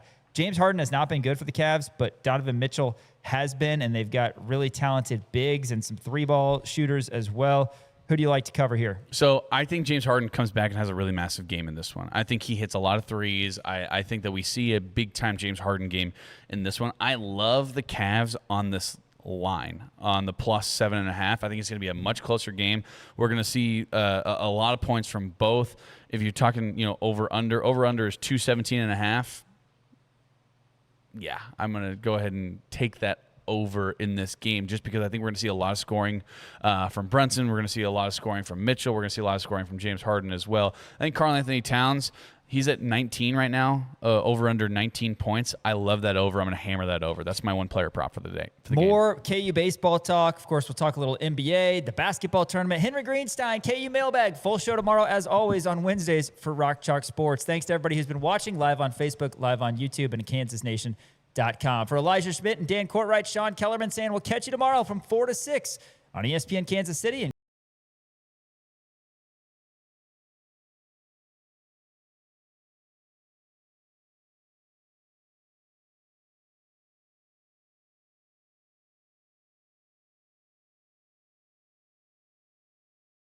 And .9% APR, or choose a $3,500 customer bonus. Get up to a $2,500 customer bonus on 2026 Tiguan models. This is what the good life looks like. Huge Memorial Day sale at Family Leisure. Unbeatable deals on pools, spas, patio furniture, and more. Jump into summer with exceptional deals on pools. Relax and unwind with unbelievable deals on hot tubs and swim spas. Sit in comfort with the highest quality patio furniture. Load up on all the summer essentials with the best chemicals, toys, and accessories. Memorial Day sale going on now at Family Leisure. Family and fun come together. Hello, it's Mark Whitlow from Office Products Alliance. OPA is not just your local office products connection. We have expanded our offerings to network cabling installation, security cameras, door access, and IT services. We all need to keep pace with new technologies. You can trust a Kansas City company that has been your partner for 32 years. Check us out at opakc.com. Supporting local businesses and our community is more important than ever. Haney and the Hawks is presented by Jefferson's with 2 Lawrence locations. Home of the best wings in town, 21 signature sauces. You got to check them out. But if wings aren't your thing, how about a burger? They hand patty their certified Angus beef every single day. Also hand bread their tenders. They make their ranch in-house. There is truly something for everybody at Jefferson's. Go see my buddy Brandon Graham and the entire crew at Jefferson's, either on Mass or Wakarusa in Lawrence, Kansas.